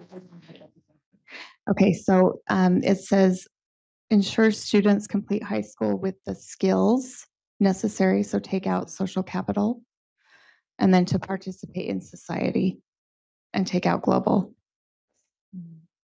Sorry, Chair Earl, would you mind if I correct a question? Please. Is this going to be 2 motions, or can we replace both of them with participate in social? I guess I it's to think you. let's just do it in one motion. Okay. We All could just replace this language with this language. Okay, and I'm Right. so sorry, And it's- participate in social, what was it? So Skills necessary. skills necessary. So ensure students complete high school with the skills necessary to participate in society.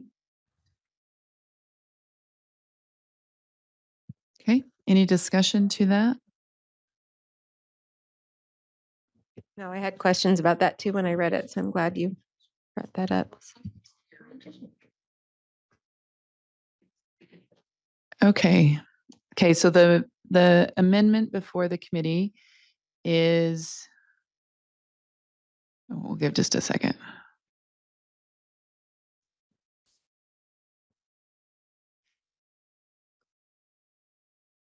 There you go.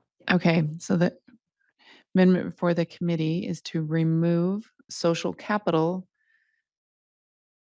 and global, right? All right, it's and global. Yep, social capital and global. From the introductory paragraph and from component 2, and be replaced with the skills necessary to participate in society.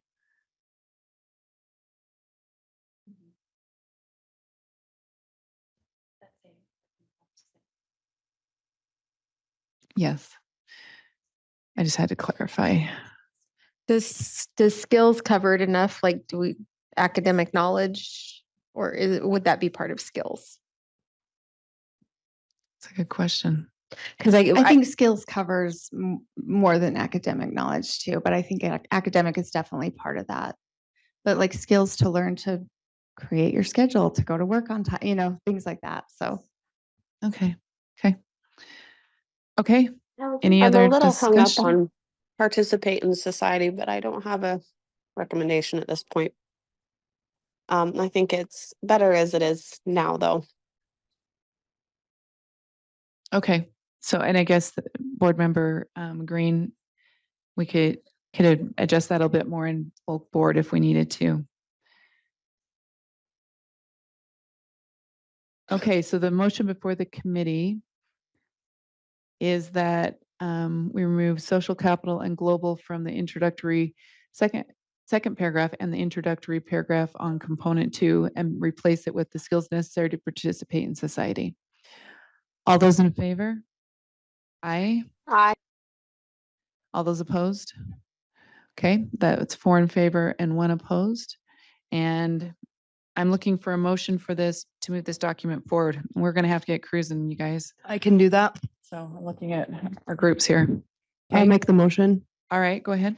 that the committee approves R2, is that it right there? Yeah, R277921 incorporated document, career and college readiness certificate program standards, draft 1 as amended on first reading and forward to the board for approval on second and final reading. Okay, all those, let me read it. All right.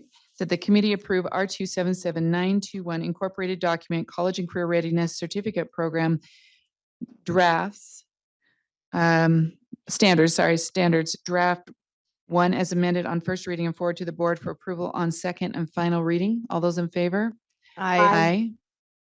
That is approved unanimously, and that'll take us right to R277921, strengthening college and career readiness program. And if someone can tell us the changes on that. Thank you. The only changes you'll see is an additional oversight and then changing the date for the incorporation of the document that we just amended. Okay. Are there any additional questions or amendments for this item? Okay, I'm interested. Yep, if you'd like to move it. I move that the committee continue and approve R277921, strengthening college and career readiness program draft 1 on first reading and forward to the board for continuation and approval on second and final reading. Okay, so the motion before the committee, is there any discussion? Maybe I'll ask that.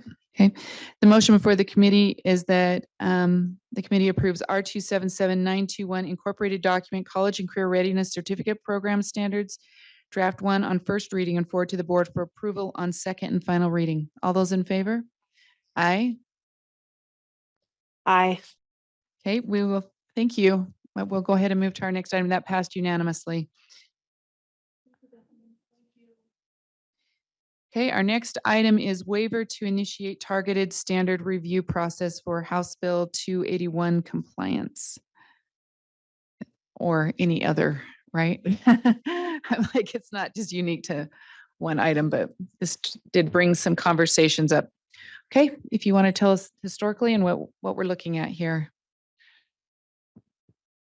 Good morning, Jody Parker, Health Education Specialist at USBE. This particular one is actually asking for a very specific waiver. Your next item, I think, is going to be the more generalized one. Because of the passing of House Bill 281, health education needs to add the success sequence to our standards, and we have between now and July 1, 2026 to do so. So we are asking for a waiver to add that standard and against policy. Yeah, tell me if I'm right on this too. There was, what's that? Is that because the policy usually is just a 5-year, so you need a waiver to get it in now? Because the policy states that we have to go through the 13-step process in order to change standards, and that takes more than 8 months. I have 8 months left. Yeah. So I just have another question because it's not just the success sequence, right? There was other language we changed to. Correct. And yeah, we already have, so I have that. The board shall establish health curriculum requirements that include instruction in success sequence, community personal health, including personal hygiene, prevention, communicable diseases, physiology, human development, marriage and safe dating practices, refusal skills, resilience, situational awareness, the harmful effects of pornography, and the consequences of behaviors that pose a risk to the individual health or failure under the success sequence. The first and last items are the only two that are not already part of our standards. Okay. Okay. So if there's so this is just looking for a waiver. Okay. Did someone want to walk us through the process? Megan, is that you? Sure. Or the recommended process? Right. So our recommended process would be to convene a committee to revise I'm sorry, Megan, all right, Director of Teaching and Learning. So the recommended process would be to convene a committee to revise the impacted section of the core standards. So not to open the full standards, then to release those for a 30-day public review, revise the standards based on that public review and bring them to the board. So it still includes all the main elements that you would see of having the writing committee together, having a public comment period, and having an opportunity for the board to respond to those standards that were altered. So it would kind of reflect what's currently the CTE process. That's a little bit condensed a little bit, right? Yeah, abbreviated. Okay.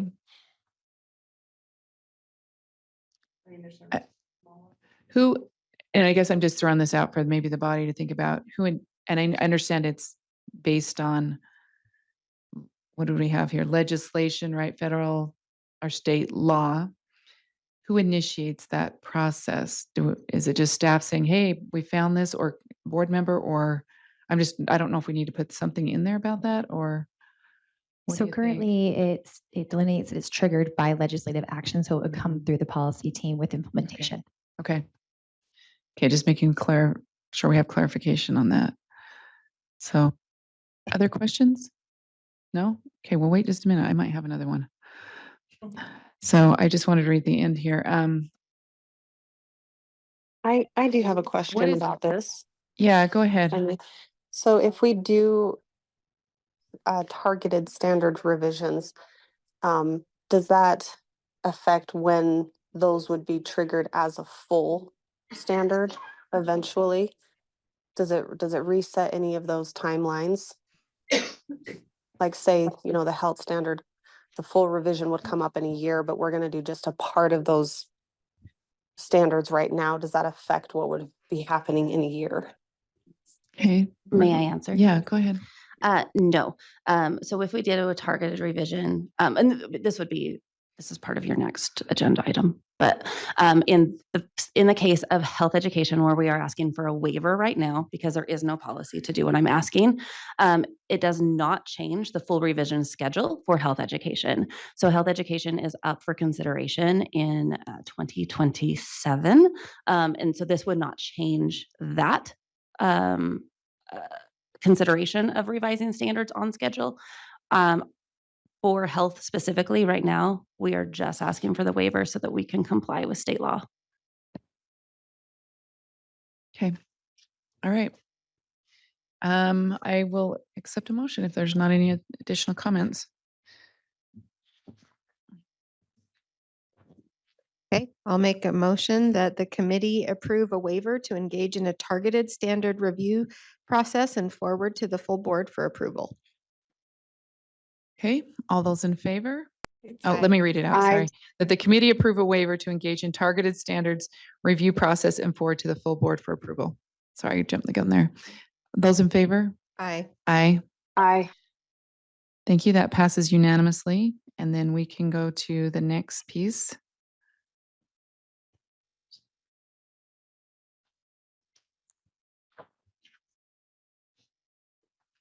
Is that it?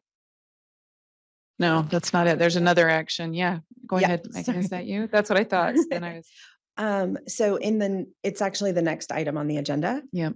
Okay, so in the next item on the agenda, then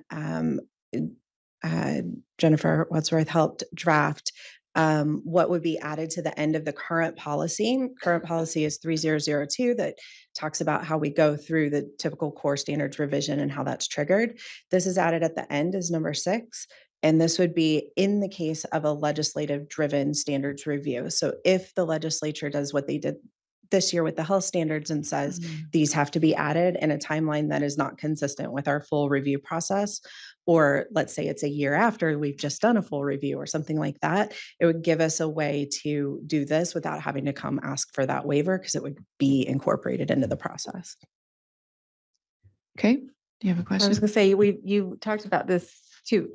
This is just a simpler way to be able to make the changes as needed. And do we need a better process to do that through the standards in general and not have to have the bigger revision process? Seems like it's a really good idea. Currently, it would be initiated by law though, right? And that, I guess that's the question, because this is what I've been asking myself, even with some of the revisions. Okay. Okay, are there additional discussions to this? Just a question, would you notify us of this, that it's, I mean, we would be following the law, so it will just happen, but there's nowhere in this particular language where we're notified, is there? On line 75, So they just miss the it? board is informed of the initiation and yeah, the scope okay. of the. Yeah. I got stuck in all the You're one through totally bars. Thank fine. you. You're fine.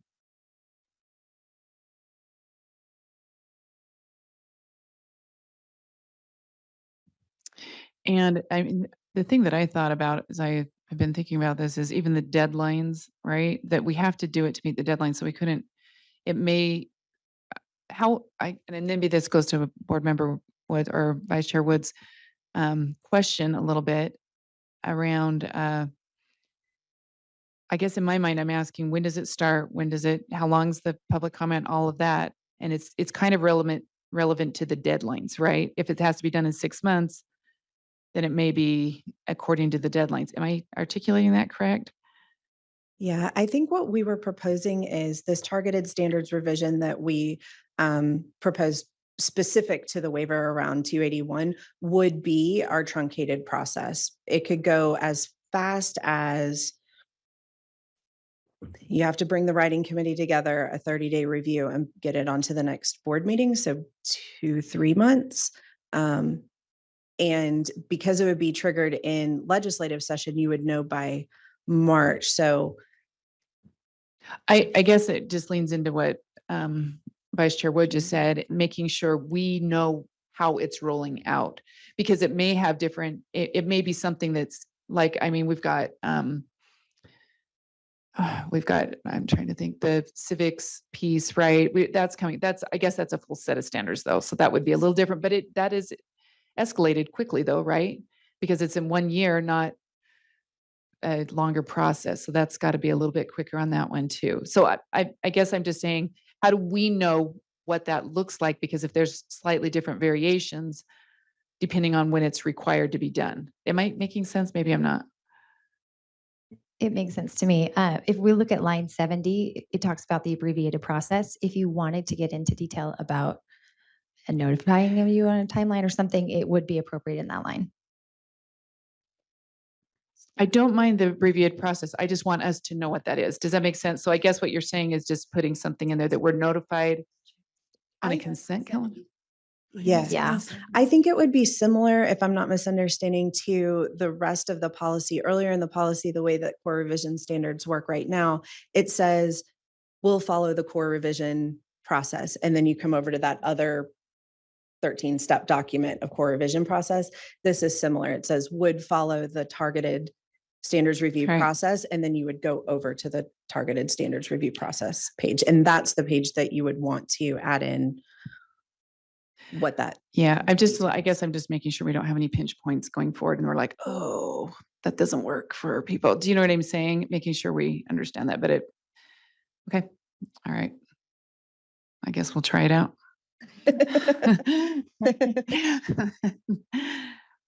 We'll come back and make amendments then. So, okay, any other discussion to this item? Okay, I'm looking for a motion. I'll make a motion that the committee approve an amended board policy 3002 to include a targeted standards review process and forward to the full board for approval. Okay, the motion before the committee is that we approve an amended board policy 3002 to include a targeted standards review process and forward to the board for approval. All those in favor? Aye. Aye. Aye. Okay, that is unanimous, and thank you. We will move to the action recommendations. And I believe, Lee, are you presenting those? Okay.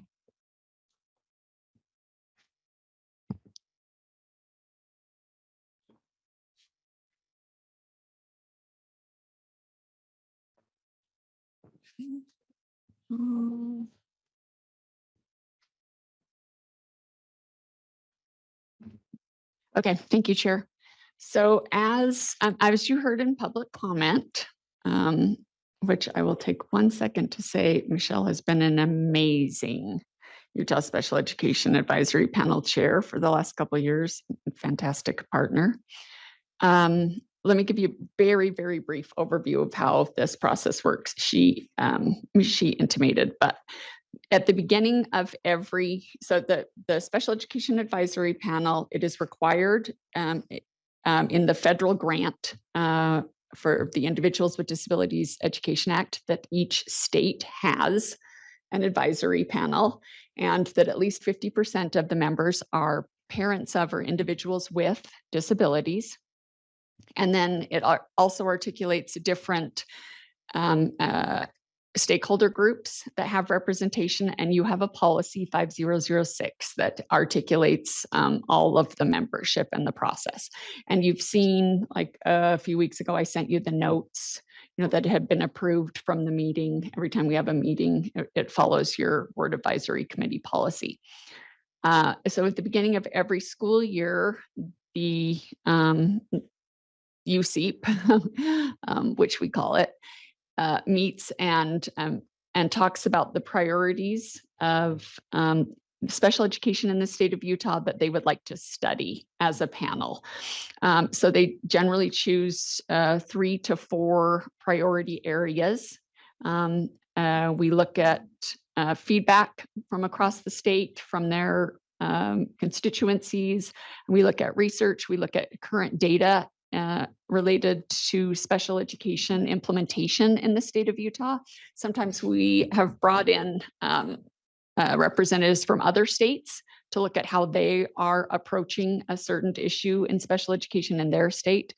And then if the panel comes to agreement about making a recommendation, they send you a recommendation, and you have several options. Of course, you can do whatever you want, but historically, several options for responding to that recommendation. The motions are to accept the recommendations for consideration. So you can make further motions beside that to direct staff to do something specific. But the basic motion is to accept the recommendations for consideration. I take, whether or not you direct me to, I take the recommendations to the team, to the special education team, and we look at options for ways that we could implement those recommendations. The panel does a ton of work. Like Michelle said, one of these recommendations, it's taken them 2 years to really work through all the pieces to get it to this point to you. And some of you have been here long enough to know that some of the recommendations have included that we hire a public information officer for special education. And now we have Tabitha. That was a recommendation that came from USEEP to you, and we incorporated. And Michelle also mentioned the procedural safeguards infographic. That was a recommendation they made. We made it happen. Last year and a half, the most recent recommendation that came forward was to create infographics about the benefits of being a paraeducator in Utah schools, if you remember.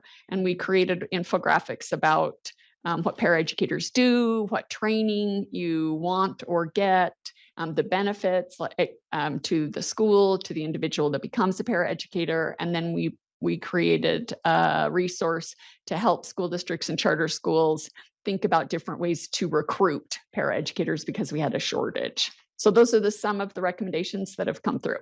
So the first one, as Michelle articulated, the first recommendation is disability awareness, and she did a really nice overview of the fact that especially in the younger grades, individuals don't really, and the community at large doesn't understand individuals with disabilities, their needs, why they have IEPs, or in some cases 504 plans, and the behaviors associated with some disabilities, those kind of things. So their recommendation was to create a toolkit related to disability resources to be able to share. And not necessarily just create the resources, but there are resources that are available to find resources, determine if they're age appropriate. The Utah Parent Center has resources, other organizations to find resources, determine if they're age appropriate, and then incorporate them into a toolkit. So we wouldn't necessarily have to create them, but we might if the type of resource that is age appropriate doesn't exist. Does that make sense? Okay. So that's basically the first one. Do you have questions about that one? Committee members, do you have questions on that? My question is if we were to accept this and the recommendations, and then it goes back to the special education staff, do they take into account capacity? Like we tell you to do this, but then you all have lots of other things you do.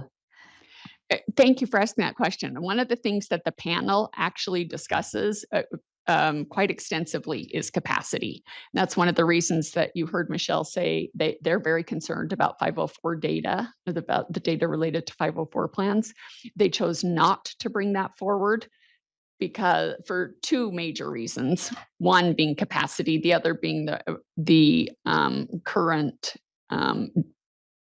appetite for increasing reporting versus reducing reporting requirements. And because you did have a few years ago reporting requirement for 504 plans that the legislature required, because the legislature was considering providing funding to implement 504 plans. 504 plans have to be implemented with general education funding. You cannot use special education funding for that. So they wanted some data about how much it was going to cost. When we brought in the data, even we didn't get data from all LEAs, but even the data we had, it was going to be very expensive. And so that reporting requirement was actually removed and it wasn't funded.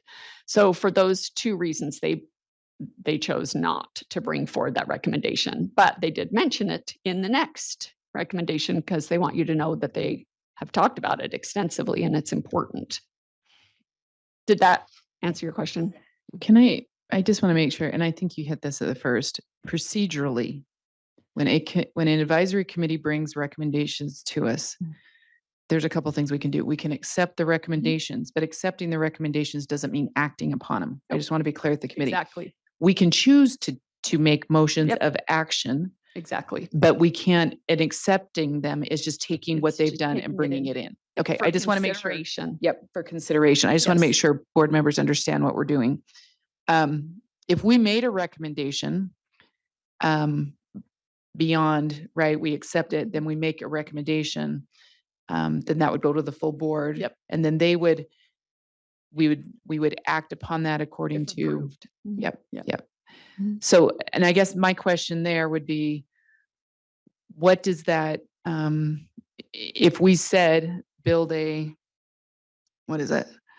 Disability awareness toolkit, what does that look like if we tell staff to do that? I'm only looking at, what's the cost associated? What's the personnel associated? What's the timeline? Or do we create parameters around that?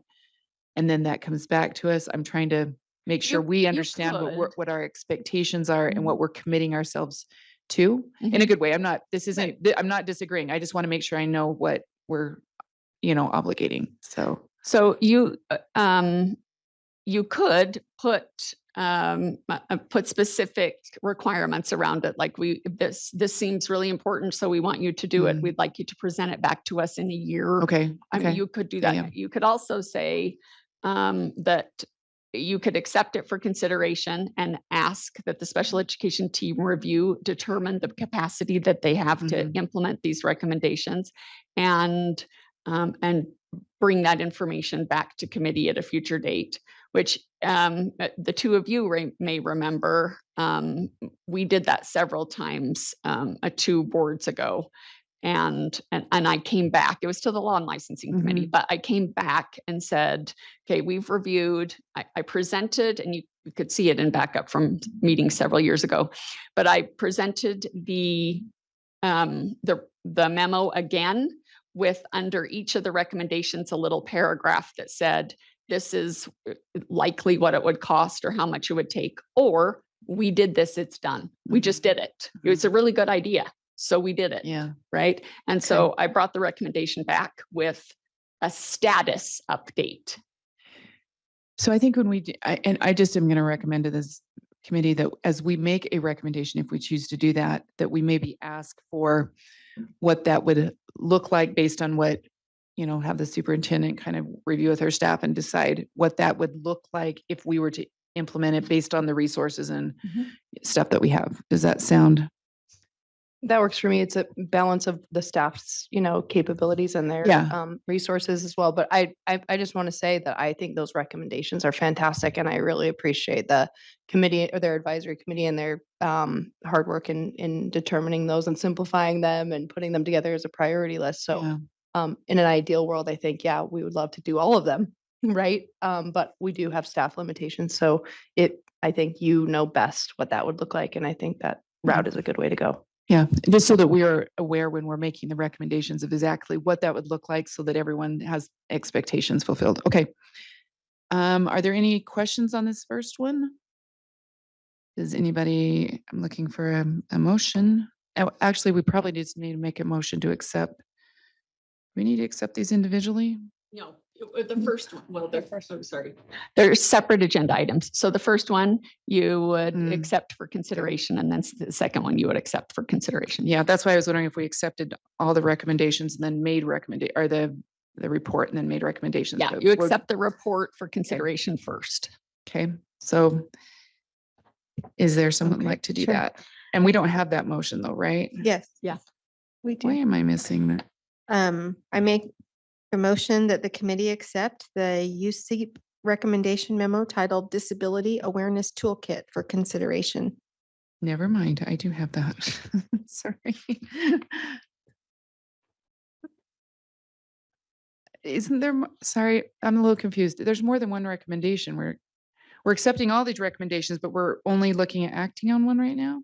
No, so you're just accepting the memo first. Yes, I am. You're just accepting the memo. Okay, we're going to go with this, and then I'll figure it out. So the motion before the committee is that the committee accept the USEEP recommendation memo titled Disability Awareness Toolkit for consideration. All those in favor?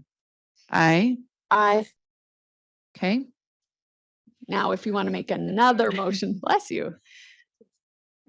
Okay, is there any other motions related to this?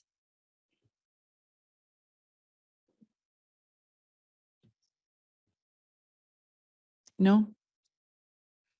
Do you want me to? So we're on the second one, which is the parent and parent. Am I right? It's a different memo. So, Why okay, am I so confused here? you're fine. It is confusing because there's two separate memos. Okay. Yes. So Those you are have not- adopted they're the not first connected memo. together. They're not connected. Yeah.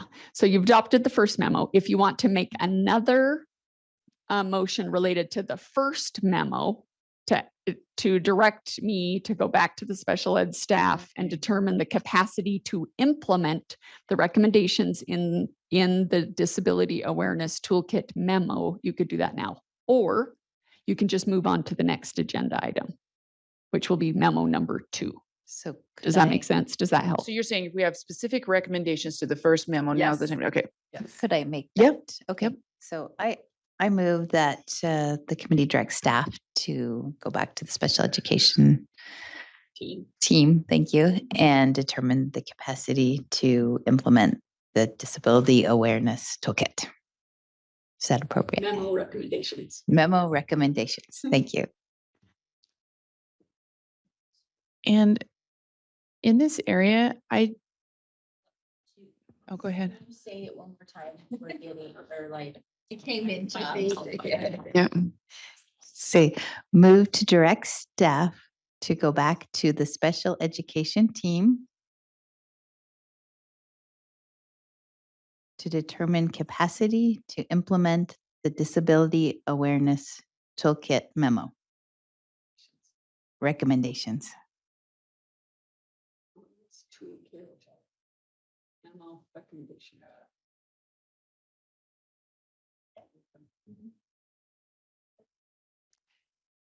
Okay, and I'm just gonna make one comment, just if we can, maybe just helps to frame this a little bit, but I feel like so often we have like a plethora of resources.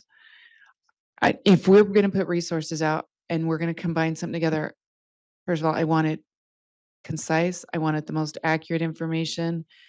I just know you can have 15 resources and people aren't sure where to go. Does that make sense? Like, if we're going to do resources, let's make it as accurate as we can, the most beneficial, if that makes any sense, not just pulling in resources to have a place for a whole library of information. I think sometimes we have limited time, educators have limited time, families have limited time, and let's get right to the crux of where we're headed and what we're doing. So that's I don't know if I put that in there, but it's just not a matter of having resources. It's got to be the right resources that are going to be the most efficient and best used items, not just to have something there to have it there. So that's maybe just my comment. I have a question, and it's sort of related to this, but we have some resources that have been distributed through Utah PTA that we store, like they have Utah State Board of Education on the top. Has UC partnered with those in the past, or is this just the Utah State Board of Education staff, or where did those come from? Because they're always very concrete, like one page, very nice information with resources. Is this similar or? Yeah, so thank you for the question, because panel members serve on the committee that creates the PTA recommendations. And then the panel, USEEP has invited Karen Condor, who is the chair of that committee, to come to USEEP to speak. So they're members back and forth, and there's collaboration back and forth. But USEEP is your advisory panel, right? So anything that USEEP produces or that USEEP recommends is yours. Like they're not a standalone body. They belong to you. Yeah, so they wouldn't like have a logo or anything on those resources because you are the body. Okay, that's why I was right? checking at the bottom. I was actually like, there's no USEEP. There's on no here. USEEP because you are. Okay. You make the There are choice. advisory Right, groups, so right. it's an You make the extension. We choice decide whether or whether not to participate. Yes. participate. Well, and it's been great because I've seen these for multiple years distributed at the parent teacher conferences or at the PTA conference where there's, 500, 600 parents that they're distributed there. So they're getting out when they're done. So when you have made motions to direct us, like the procedural safeguards, then we have partnered with the Parent Center, we partnered with the PTA, sometimes the Disability Law Center to produce those, and that's what you have in hand. So to whoever said it earlier, it was Michelle, Michelle said she's seen it in the wild. That's exactly what you have seen. You've seen them in the wild. Okay, very good. Any additional feedback or any? Okay, we're going to go ahead and let's see, where's our motion? The motion is from Board Member Wooditz. She moved to direct staff to work with the special education team to determine capacity to implement the Disability Awareness Toolkit memo recommendations. All those in favor? Aye. Aye. Okay, and that passes unanimously. I think I was getting confused thinking that all the recommendations were one document, and I'm like, what? Why are we? So I apologize. I kept going back and forth. It didn't make sense to me because usually that's how we received them, a one document that has numerous recommendations. Then we address the recommendations individually. So sorry, I was a little off on that. Apologize to the public. Let's go ahead to the second recommendation that is before us, the parent empowerment. Okay, thank you. So Michelle did a really good job providing an overview of the second one. So I'm happy to answer questions, but I don't know that I can provide more information really than she did. All right, do we have any I think questions? she covered it. I think this is a great idea to have a one-page summary for parents that's easy to see and understand. So we need to make a motion to accept, and then we can further any recommendations. So, Okay, I make a motion that the committee accept the USEEP recommendations memo titled Parent Empowerment for consideration. okay, the motion before the committee is that the committee accept the USEEP recommendation memo titled Parent Empowerment for Consideration. All those in favor? Aye. Aye. Okay. And then are there any additional motions related to this item?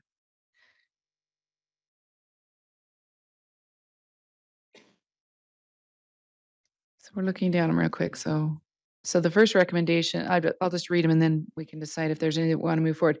Create a one-page summary of resources with links. Once again, if we choose to do that, I'd do the same thing, right? What's the most efficient and best thing and scrap the other stuff.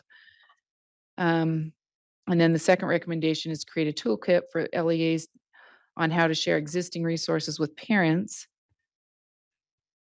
And then it looks like recommendation 3 is reduce barrier for requesting due process reviews.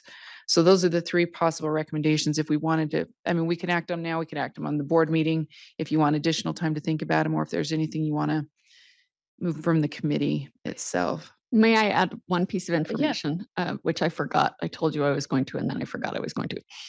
Recommendation 3, the reduce barriers for requesting due process reviews. So like I said, you have, we are currently doing a pilot to have some of the attorneys in the state submit their due process hearing requests using an online tool. And the reason that they have to be submitted in the formats that you have outlined in the special education rules is because of personally identifiable information. Complaints, due process hearing requests, mediation requests, facilitation requests have a lot of, because they're about children with disabilities, right? So they have a lot of personally identifiable information. So we've been piloting using a tool, like I said, that IT Director Jared Felt recommended that some other states do use exactly for this purpose. And we have already interacted with the company, with the vendor, to find to get a quote for continuing that process past the pilot. We would have to change the special education rules to allow that. You made a motion a year and a half ago to allow us to pilot it. So we, in order to move forward and implement that process, we would have to change the special education rules. So when does that, what's the time frame on that? We could do it immediately. The pilot program is the contract actually for the original contract actually ends at the end of June. Okay, so it's completion right now. Right, yeah. Completion. Okay. Which we intend to continue it for those attorneys who have been using it. Okay. But we could, you could broadly make extend a it. motion to ask us to bring the special education rules back with an amendment to continue the use of the online submission tool. Okay. And with that, could we get a report on like the positive, what you saw in the pilot? Like, did you see an increase in due process? Did you get parent feedback that it was we could look more at that. positively? No, we didn't. We would have to survey people. We didn't get that kind of feedback. I mean, we have so few due process hearing requests in Utah, like 7, that we didn't get that kind of feedback, and it's really not very generalizable if we did, because like to your point, if there's 10 kids and 5 of them do one thing, you have 50%. Yeah. Right? Okay. I mean, well, you're just saying we'll open it up for the possibility. Open up for the right, because possibility. they're okay. Yep. And it seems to have been, I guess you're maybe asking for the effectiveness of it. Was it effective? Was it productive? Were we People able to used it. keep the document secure? You know, those kind of questions. I guess maybe a paragraph about that if someone were to move that forward. So, okay. Does anybody want to move any of the recommendations forward? If not here, we can, if you want additional information, they could always be moved forward at the board meeting too, but. Can I also add that in the next iteration of the special education rules, when we need to update it next, for whatever reason we need to update it, we would recommend that you make that change anyway. Okay.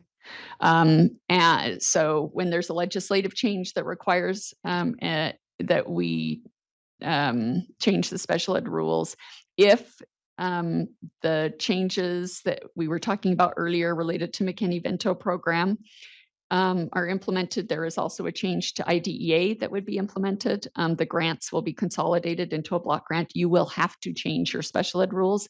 And at that time, we would recommend that you made that change to the online submission tool anyway. Okay. Can I just ask, have parents or have people been asking for a toolkit? Like, do LEAs want a toolkit? And is this different than the toolkit memo we talked about in the last motion? So this is a little bit different. Yeah, this toolkit would be a little bit different. Parents, so one of the things that I think you heard Michelle say is that the information doesn't always get to the parents when they need it. And to Chair Earl's point, the information is not presented in a clear and concise enough way that it's immediately usable. So USEEP's recommendation, the reason they used toolkit is because they're not thinking about necessarily a piece of paper. They're thinking about, okay, here are 3 or 4 resources, including the procedural safeguards resource that we could put together in a place that would be available, that would be accessible, that we could then advertise, disseminate, that the PTA would advertise and disseminate, that the Parent Center, that the Disability Law Center, that all of our partners and stakeholders would be able to say, look, there are resources.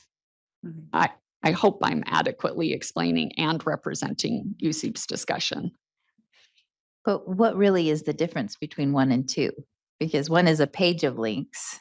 Oh, so it's information for LEAs about how to share it. Oh. Right. So here's the resources. And then here's, hey, school district special education director. Hey, charter school special education director. Here's how you can get this information to parents. Oh, so connections, partnerships with community resources. So it's that additional step here. We've created it's a the how list. to. And then the next one is, okay, yes, that makes more sense. Thank you. And we did that with the paraeducator resources that we created a couple of years ago. We created the resource, and then we created a how to use this resource. Okay. Okay. Anybody want to move recommendations forward? I can make the same motion from last time if we can scroll down and I don't have to pretend I have the language again. Yeah. Remember that I moved to direct staff to work with the special education team to determine capacity to implement Tools for parent empowerment. Tools for parent empowerment recommendation 1 and 2. Right? Except that we didn't pass the underlying motion for the parents. Yeah, we did. We did. Yeah. Not seeing it up there. Very good. Okay, so the motion before the committee that, what's up above, sorry, that member would move to direct staff to work with the special education team to determine capacity to implement the tools for parent empowerment recommendations 1 and 2. Okay, so those, yes. So that's the resources and then how to use the resources. Okay. That's would Okay. be my priority at this time. Thank you for the clarification. All those in favor? Aye. Any Aye. opposed? Okay, thanks. That passes unanimously. And then do we want to see what it would take for the change to the special education rule also, or do you want to wait till board meeting to consider that third recommendation? When is that up for change? We're looking at October. It could happen before then, but the budget comes out on October, or the budget is required to be out or a continuing resolution happen on October 1. So we still have a couple months. Yeah, I guess for me, that's why I'm not yeah. moving it forward, because we're in this space of what's going to happen with these block grants. If we're going, why work on it now? Let's do it as a big package if Okay. it comes to that. And this, I was going to say, by the time this will get to the board in August, right? And Yeah. so it's still relevant to what's Mhm. going on there. Okay. All right. And we will move to the next agenda item. That is R277705, secondary school completion and diplomas. And who do we have presenting that? I have Kathy Gray. Are you presenting? I have some Okay. details I can share. Okay, But I share do know that Kathy's kind of everywhere today. So 70, is she here? Hooray! Oh. Do you want all to right. come up? Or are you totally sick at the corner? Okay, I'd love it if you came up, but I'll provide an overview while you're on your way. No one puts Kathy in the corner. Poor little COVID Kathy. So recent legislation, House Bill 191, the packet requirements, which comes into effect in July, so next month, is going to affect several rules, but this one, 705, is the one that we need to begin with. So you're going to see a couple of rules come through in August and September regarding this as well, but Kathy can take it from there. Thank you. Sounds good. And this is purely precautionary. I was sick last week, just don't want to share. As was spoken of, HB 191 requires our LEAs to go through a process of having their credit recovery packets, as well as original credit packets, put through some kind of a review process. The LEAs can choose to review their own materials through their local instructional materials process, and that's set out in a different section of code, and I have it pulled up if you're interested in it. But it has things like it needs to be put out for public review for a certain amount of time. There needs to be so many public meetings in which they address any questions that their families have about them. If they want to, they can submit their packets to the USBE through our instructional materials process and have us review them. If we do that, and if we choose to recommend one, if it meets the standards that we're looking for, it will be added to a list in RIMS for LEAs to go, oh, okay, this one has already been reviewed. Perhaps we'll adopt that one or not. So just two different pathways for credit recovery and original packets to be reviewed. Okay, I do have a question. Those standards that we're putting together for the packet, where is that at? Yeah, and I probably should not have used the word standards. The instructional review process, someone else would actually need to speak to that more deeply. Okay. But it's not like we're giving a stamp of approval that this is like the most fantastic thing ever. Just like we have the instructional review process for curriculums and things like that, and we keep those lists in RIMS, it doesn't require anyone to use it. It doesn't necessarily say, this is a fantastic product. It's just, this is something that we have seen and it contains the things that it should contain. Should we have a standard? No, not that, but that it should at least meet a certain criteria.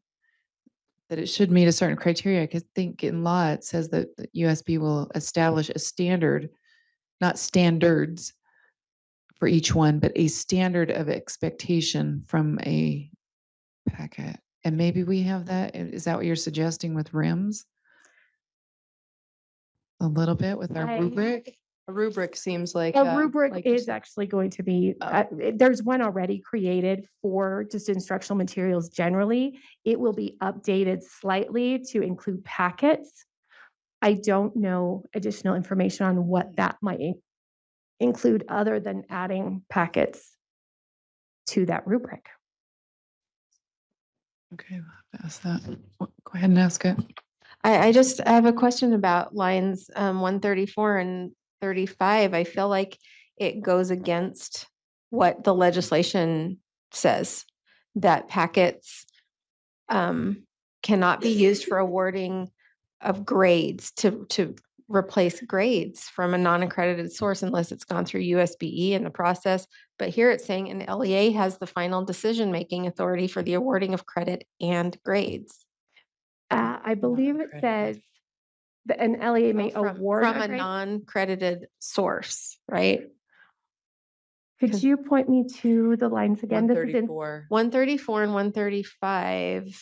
An LEA has the final decision-making authority for the awarding of credit and grades from a non-accredited source, consistent with the state law, due process, and this rule. Non-accredited packets cannot be non-accredited. A non-accredited source would be if a student took maybe an online course from a school in Missouri, and that school was not accredited through Cognia. Cognia is the state's accreditation choice. The LEA is able to look at a student's assignments or portfolios, or even just if they have knowledge of that non-accredited source, they can say, you know what, as we look at these things, yes, we're going to say that you have met the standards for the course that you are seeking credit for.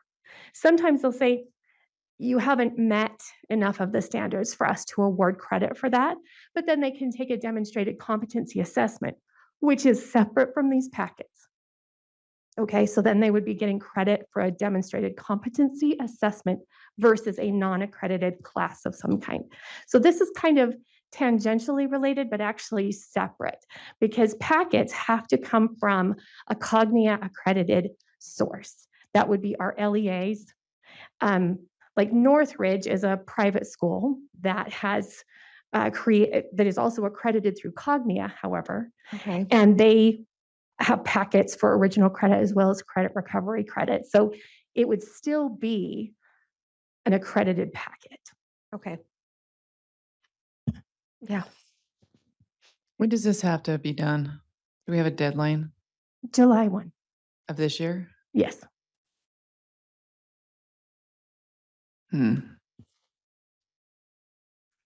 As LEAs have been calling in and saying, what are we supposed to do? I have been referring them to the instructional review process for their own LEAs. So I know currently there are LEAs out there that are just going through their own instructional review process, putting it out for the public, having those public meetings. The only thing that we haven't yet nailed down is what is our process now? Yeah, and I think that goes, I'm going to go back to that minimal standard kind of a thing, is that, what is our standard? I think it's got to be, especially for packets, it has to be something different than what we've been using, not what we've been using, because I don't know that we haven't been in this business, right? No, not ever. But lots of people have been in the business, and I think that's why we have a law, is because they've been in the business of not providing really quality product, right? And so that's where that question comes in, is what is that standard? And that would be the standard that the LEA would also have to adhere to. Is that correct? When you say that the LEA would also have to adhere to, I'll refer to the policy folks, but our instructional review process, if we chose to set standards and have all these types of things, that would be one thing. But the law states specifically that they can go through their own process, and it's already set out in code. So while they could perhaps use ours as like mentor type things, examples, I don't know, policy folks, that they would have to do that on their own. Yeah, I think that's a correct assessment.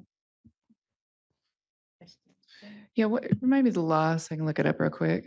Wanted to go back over it. If I just can't remember that, I shouldn't remember the number, but House Bill. What? 191. 191. Okay, we've got another question. So if that's accurate, that the LEA can do these things on their own, then is 137 through 139, they may award a grade through the packet method if the packet adheres to the standards. But they already may do that whether or not it matches our standards or not. So that particular line, I've gone over it and read it in so many different contexts. That's specific to awarding a grade, not credit. if you can understand the difference. When it comes to credit recovery packets, it's supposed to be a pass-fail. Okay. An original credit packet can contain a grade, if that makes sense. So Can they do a grade in their own? Our school, our LEA is allowed to provide packets that give grades, or is that only through us? no, they absolutely could. So again, what is the need for that line 137 through 39? That one's just, it was entered because it was part of the code.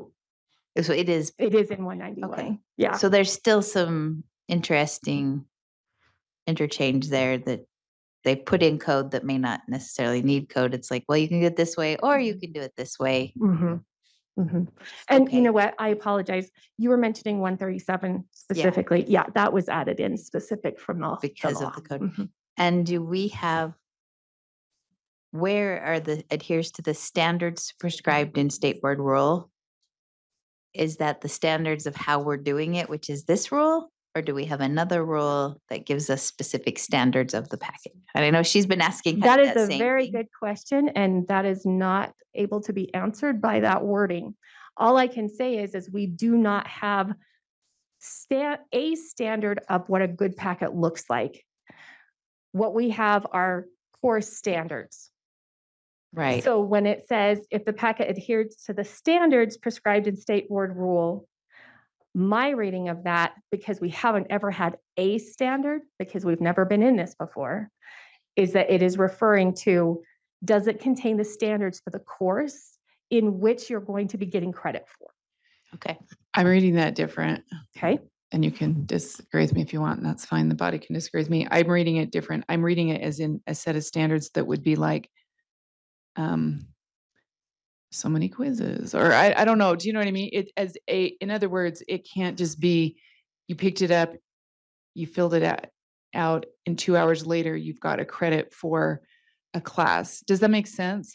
So I think it's, to me, it's asking for something meatier than that, not the state standards. At least that's the way I'm reading it.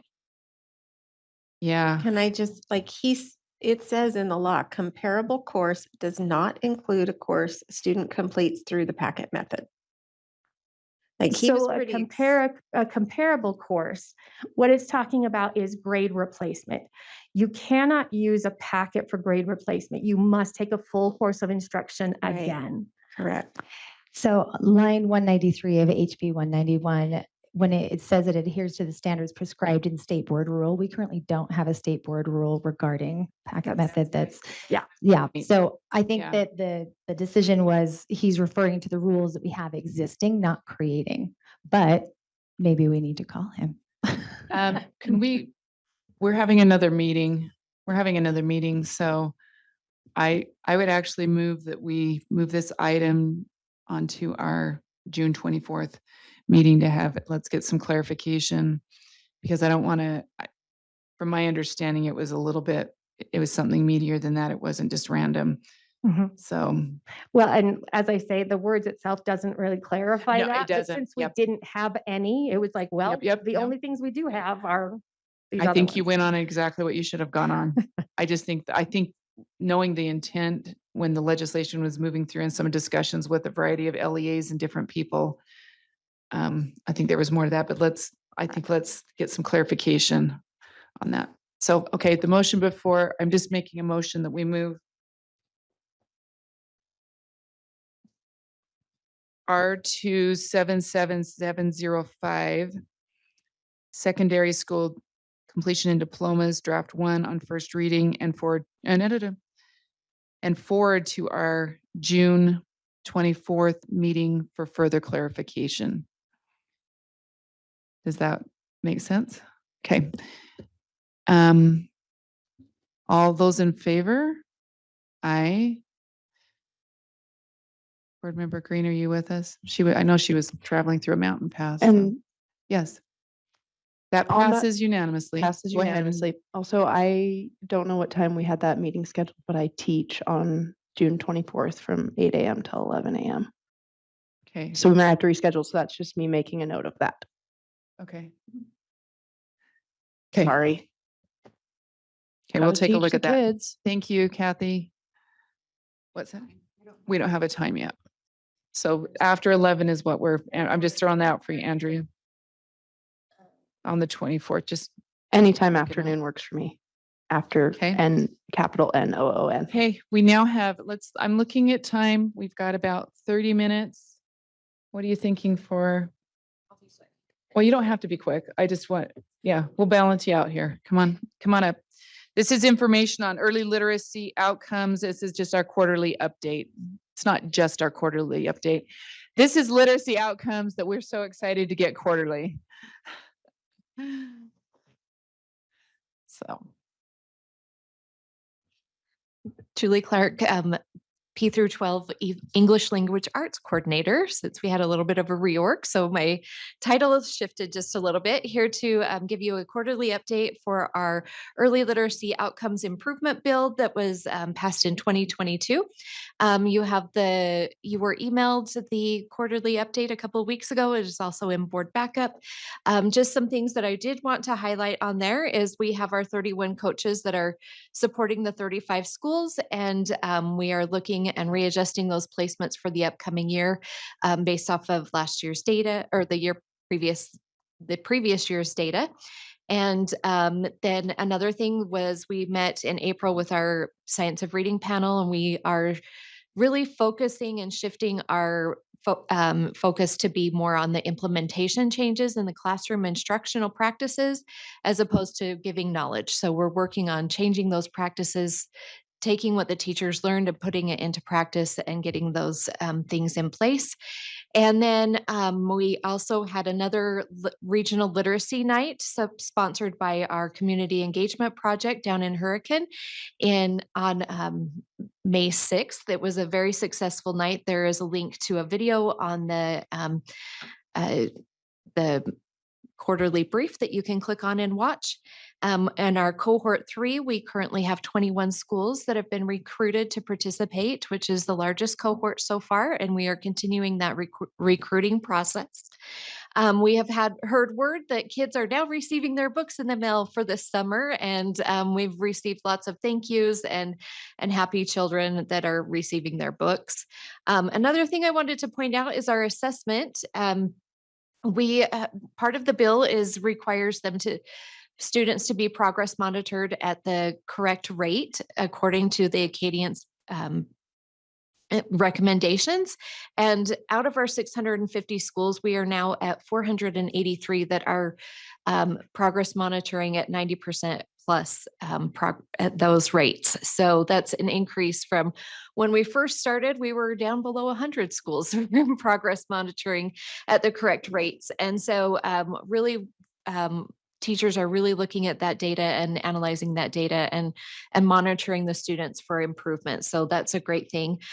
We have a quick video that was shared on our social media site for our 2025 Science of Reading Award winners. And so there is a link to that for you to be able to watch and see who those award winners are as well. And then again, we will be continuing with our change management and our personalized coaching for our literacy director leaders and our collective efficacy.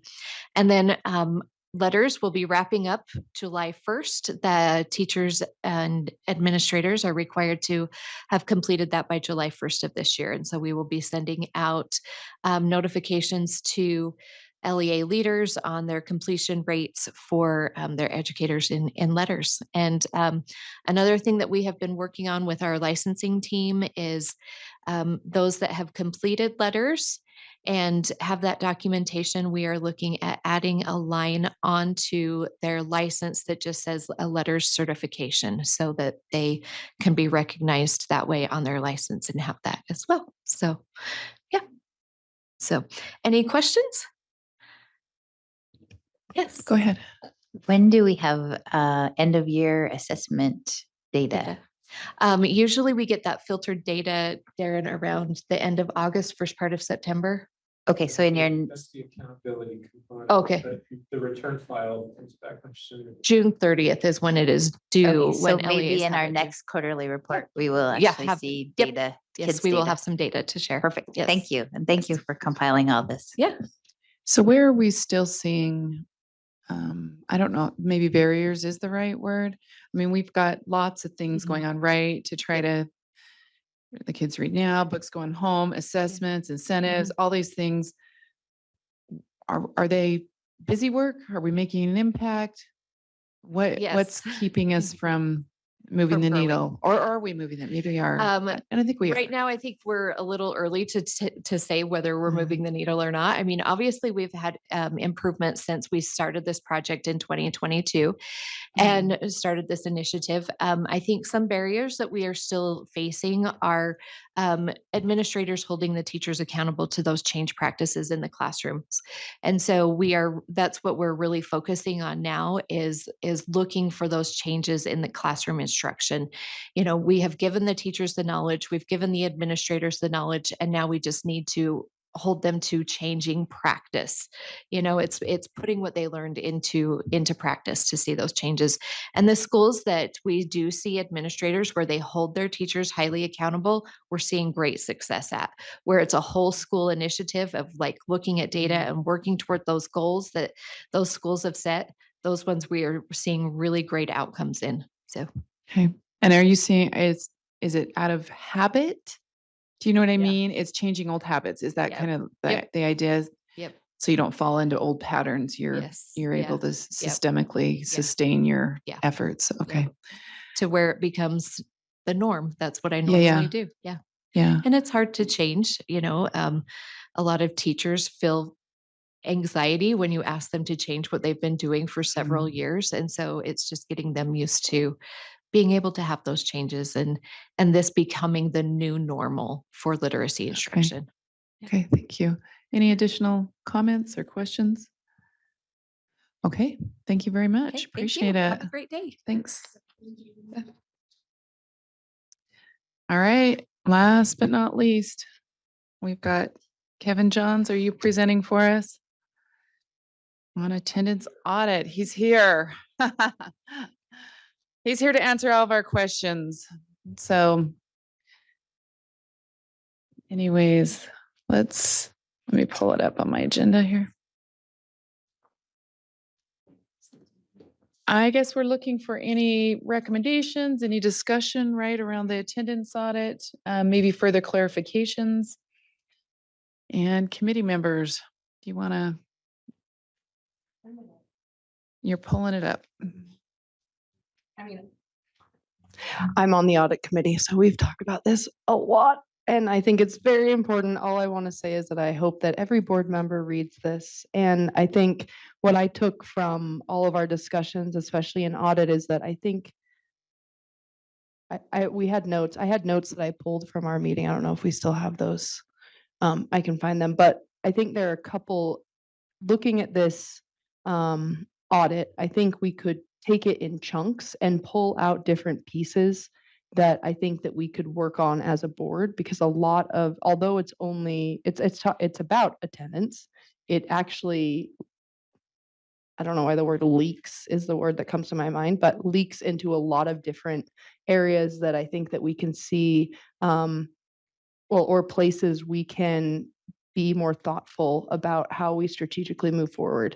And I don't have my notes from when we had our audit committee, but I pulled out a couple of those ideas, and my thoughts were that we take this audit, break it into, this area seems like an area we could focus and learn and look for ways to improve, this area, and then break it up into pieces. And one of those is attendance. But what we learned from this audit is that there's a lot of reasons why students aren't attending. It isn't as simple as we think it is. So I think there's a lot of things that we can pull from this and a lot of ways we can go about. Start polling. What do we want to pull? So I wish I had my notes.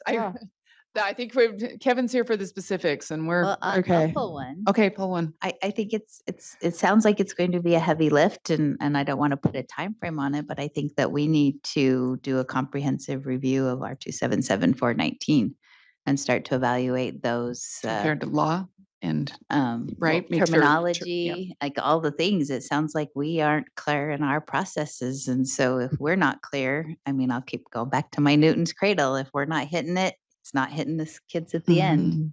And so we've got to be the big hit at the beginning.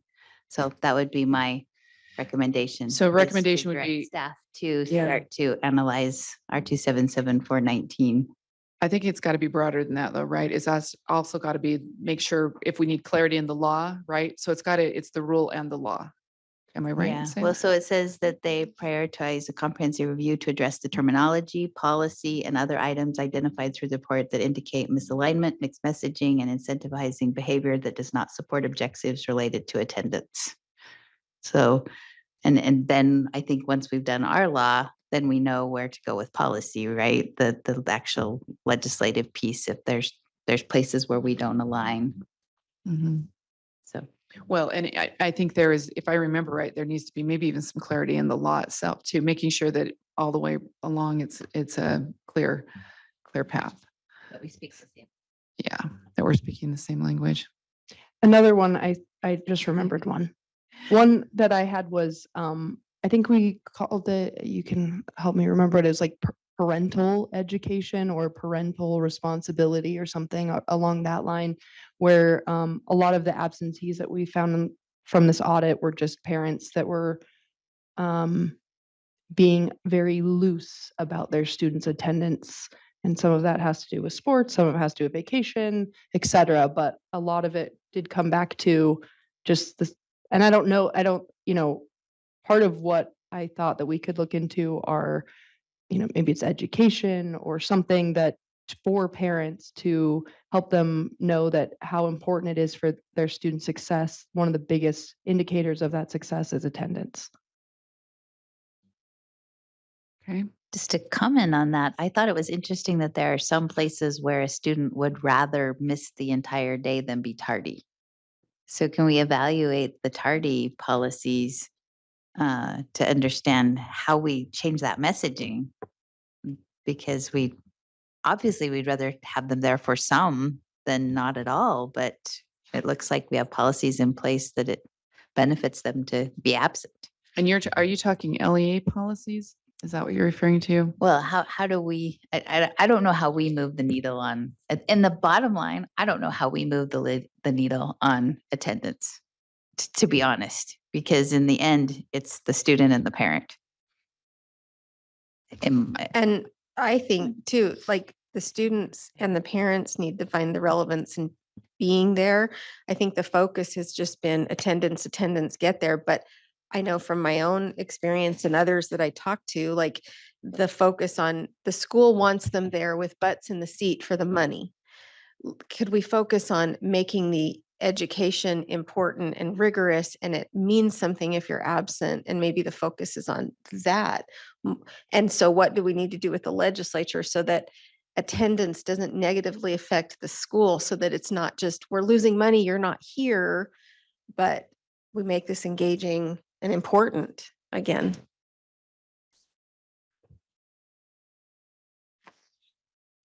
There's lots of great ideas there. Just because I've talked to a couple of my districts I guess it was over December, January, asking them these kind of questions, asking, attendance, what do you want there? Compulsory attendance, what needs to happen?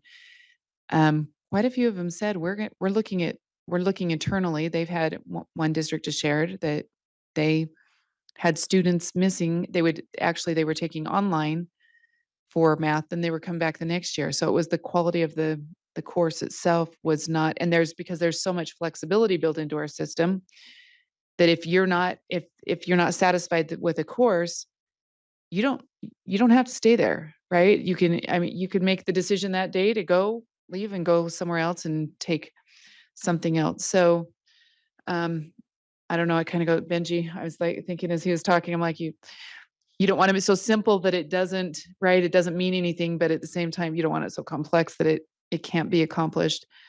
But we also can't have kids that are afraid to work either, right? And to learn things is work, to really learn them and retain them. So I don't know that was anything, but that was a lot of talk. So yeah. Okay.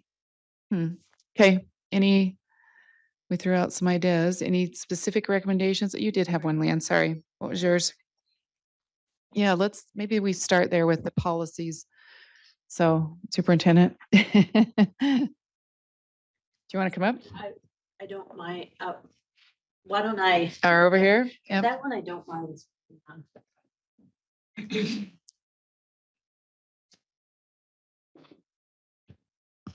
Is this your big moment? Is this like your first, this?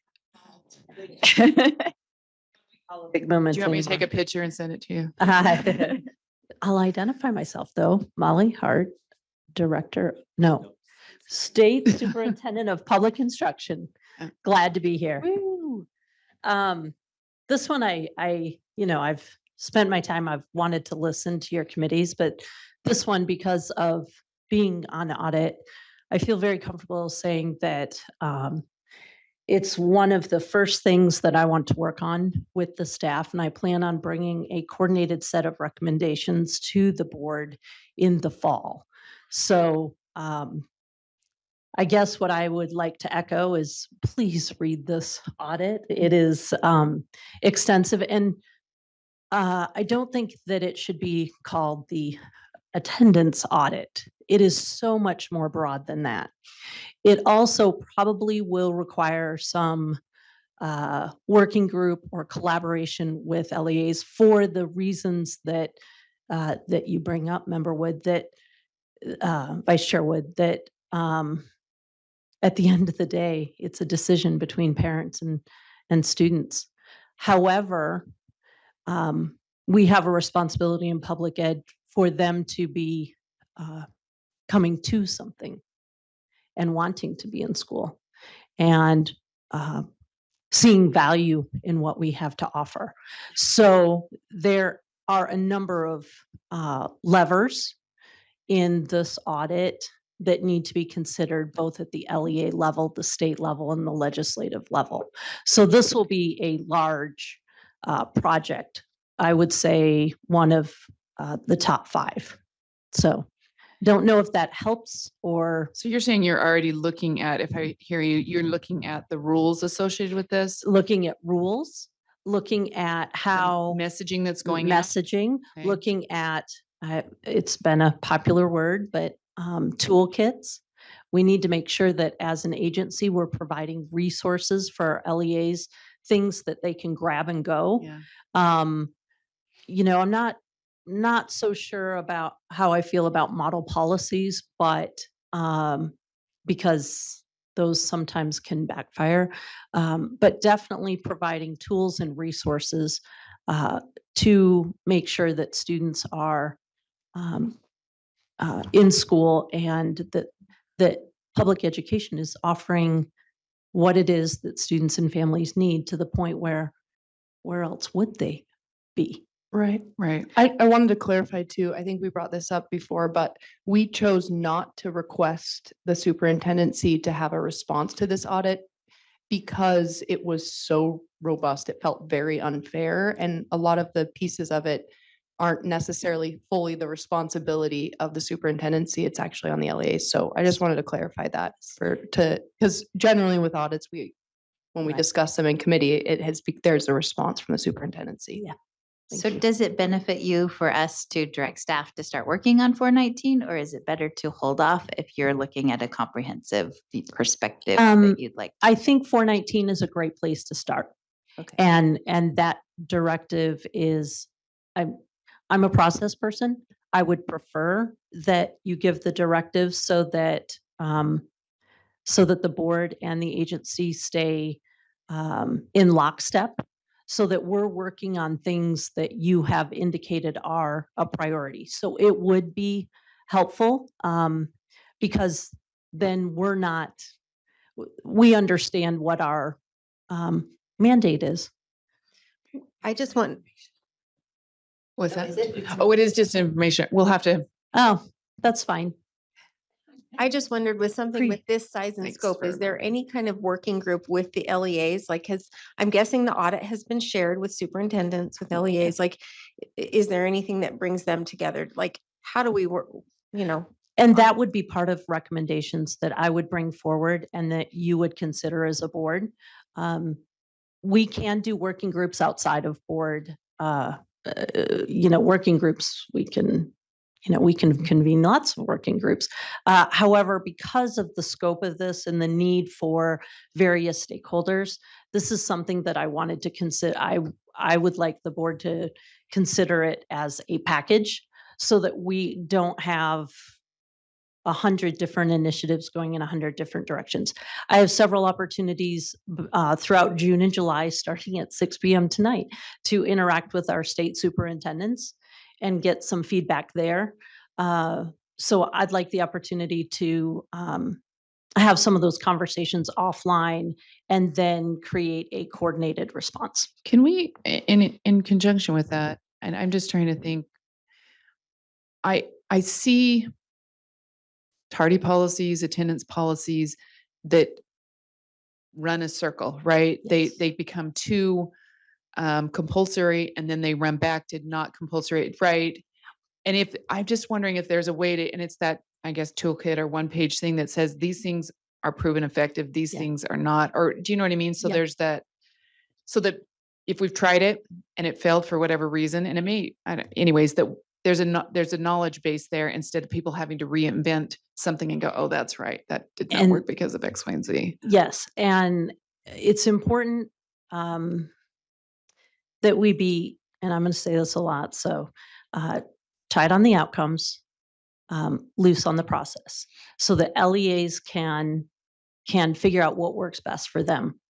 However, we are a resource for our LEAs, and we need to make sure that we're providing those resources. So that's exactly what a toolkit set can do. We have small LEAs that really rely on our resources. There are many things that they could not do without some resources provided. There are larger LEAs or LEAs that have a particular interest, or they're blessed with particular staff members that are subject matter experts, and perhaps they don't need as many of the pieces of the toolkit, but what they do need is help evaluating their processes. So rather than telling them how to do it, helping them ask the right questions is something that USBE can provide a very valuable service for. So getting away from being prescriptive about the process, but helping define very clear outcomes, and then providing the tools and the resources to establish their process and evaluate their process is, and it goes to what was mentioned earlier about the success of the early literacy initiatives. The LEAs that lean in and have the resources and follow through and evaluate their processes have exceptionally good outcomes. We need to help them replicate those types of processes rather than saying, here's what you will do. So when you build that into their systems, then they have stronger outcomes. And I'd like to provide those types of resources to our LEAs. Okay, one other recommendation. I think we're already doing this, and I know there's the working group going on with the data, the SIS. Yes. I don't know that we have to ask for that, but that's it seems to me like that's already low hanging fruit, because we've already got a committee going, we've already got direction going, right? So I guess maybe from this committee, and I guess I'm speaking for myself, but maybe you guys would agree that making sure that our SIS systems are able to be they talk to us and we can get the accurate data we need. It's like all of this is like a knot. Once you start pulling on one strand, then all of a sudden we're talking SIS, we're talking assessment pieces, we're talking sports and athletics, and then we're talking schedules, and pretty soon you've got the entire, everything connects. And we have to work on making sure that all of the parts of the system are working complementary. It's really making sure that we're assisting LEAs in a very from a very systemic perspective. And I think that's where audits help us. And I think that the attendance audit in particular shows how there's so many different systemic factors that need to be considered. At the end of the day, the parent wakes up, the child wakes up and makes a decision whether or not they're going to attend school. And as a practitioner, I will tell you that tardy policies actually do work against attendance. And that's something that's just an example of how systems thinking will help us prepare our LEAs to create systems of success. Can I just add to that too? Because I think that I hope that as we look at this, we look at it as one, there are privileged parents with access to resources that just say, okay, just stay home all day. I'm already working from home, so it doesn't matter, right? But we do have a large student population that also have a lot of barriers to attendance, right? And they're not attending because of, I have students in my district that aren't attending. I've heard from my LEAs that because they're at home babysitting their younger siblings, right? Because their parents are working. So looking at it as from both of those different populations, I think is important. I personally have purchased many alarm clocks, actual alarm clocks. I had an assistant principal that was asked by multiple parents to come to homes and dump pitchers of water on their child and get them out of bed and get them to school. There's lots of things that happen, lots of ways we have to assist. We have to help parents in problem solving. But sometimes we have to also know that the parents aren't really that also, there are other things like my students at Salt Lake Community College are the students that we're talking about that are dealing with these attendance issues, because then they come to Salt Lake Community College, and I have students that email me that say they don't have enough gas money to make it to campus, and they, all of these different things that there's a lot there. My own mother was told by my first grade teacher, Mrs. Monto. My mother was a young mother. She wanted to raise girls, 2 girls that she could teach to cook and sew, and she loved keeping us home. And I learned recently, like in the last couple of years, that Mrs. Monto called my mother and said, Vicki, you need to let Molly come to school. And I did not know this until I pulled out my old report cards, and there were many missing days. I'm like, Mom. And turns out that she just didn't know. She didn't think about it. She just needed someone to help her understand. These things happen in interpersonal relationships between teachers and parents, and they happen all the time. But as a state agency, we can help empower LEAs to make policies and make systems that support students being in school. Because if they're not in school, we cannot teach them. Yeah, and I get the one missing piece that I mentioned it kind of briefly earlier that I would love to see included is the why, that we're looking at the foundation. How do we motivate the students to be there, to care, to want to be there, and looking at schools that are doing this really well. And there are places like the Michaela School in London that's in the ghetto, and it's rigor, it's merit, they're challenging, they're engaged, they're strict. Wallace Stegner, I've heard, I haven't visited that school yet, like kind of does that here. Where are the districts and schools that are having better results, and how do we implement that and learn those lessons? Because I do think we have to get hearts and minds of parents and students engaged. We have so many teachers, trying their hardest to do stuff. I understand. We've got to get the buy-in. Well, and that's where you're pulling on the standards and the things that you've done all morning long to set standards, set high standards of excellence that students and teachers can reach for. And it's up to the LEAs and the classrooms to create experiences to reach those standards. So it all just, it's a huge system that we need to figure out the levers. We need to communicate. those opportunities. We need to remove barriers. We need to look at how we do sports in high school athletics, not just sports, but activities, and how do we make sure that we are not creating barriers to the very things that you're talking about. In those schools, they're often called no excuses schools. There's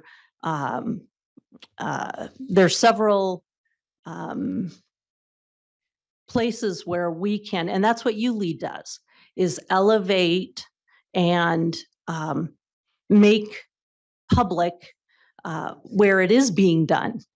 And so other people can learn. So we need to do more of that. But overall, what's important to me is that we don't just change a rule. We need to change a rule, but then we also need to provide resources. But we also need to listen to what is working and listen to what barriers we're also creating. So it may be that we need to remove rules in some other areas. Sometimes we're really good at addition, but we're not that great at subtraction. And we need to really look at subtraction as well. That's why it's great to have, I know it's an info item, so it's not an action item, but eventually have that action item, but understand that that's only the beginning. Thank you. Thanks. And we are right on time. Look at that. Is there any other items that anything we worked? Yeah. Oh yeah. By the way, thank you for coming. We should have brought some treats for you. So I'm looking for a final motion.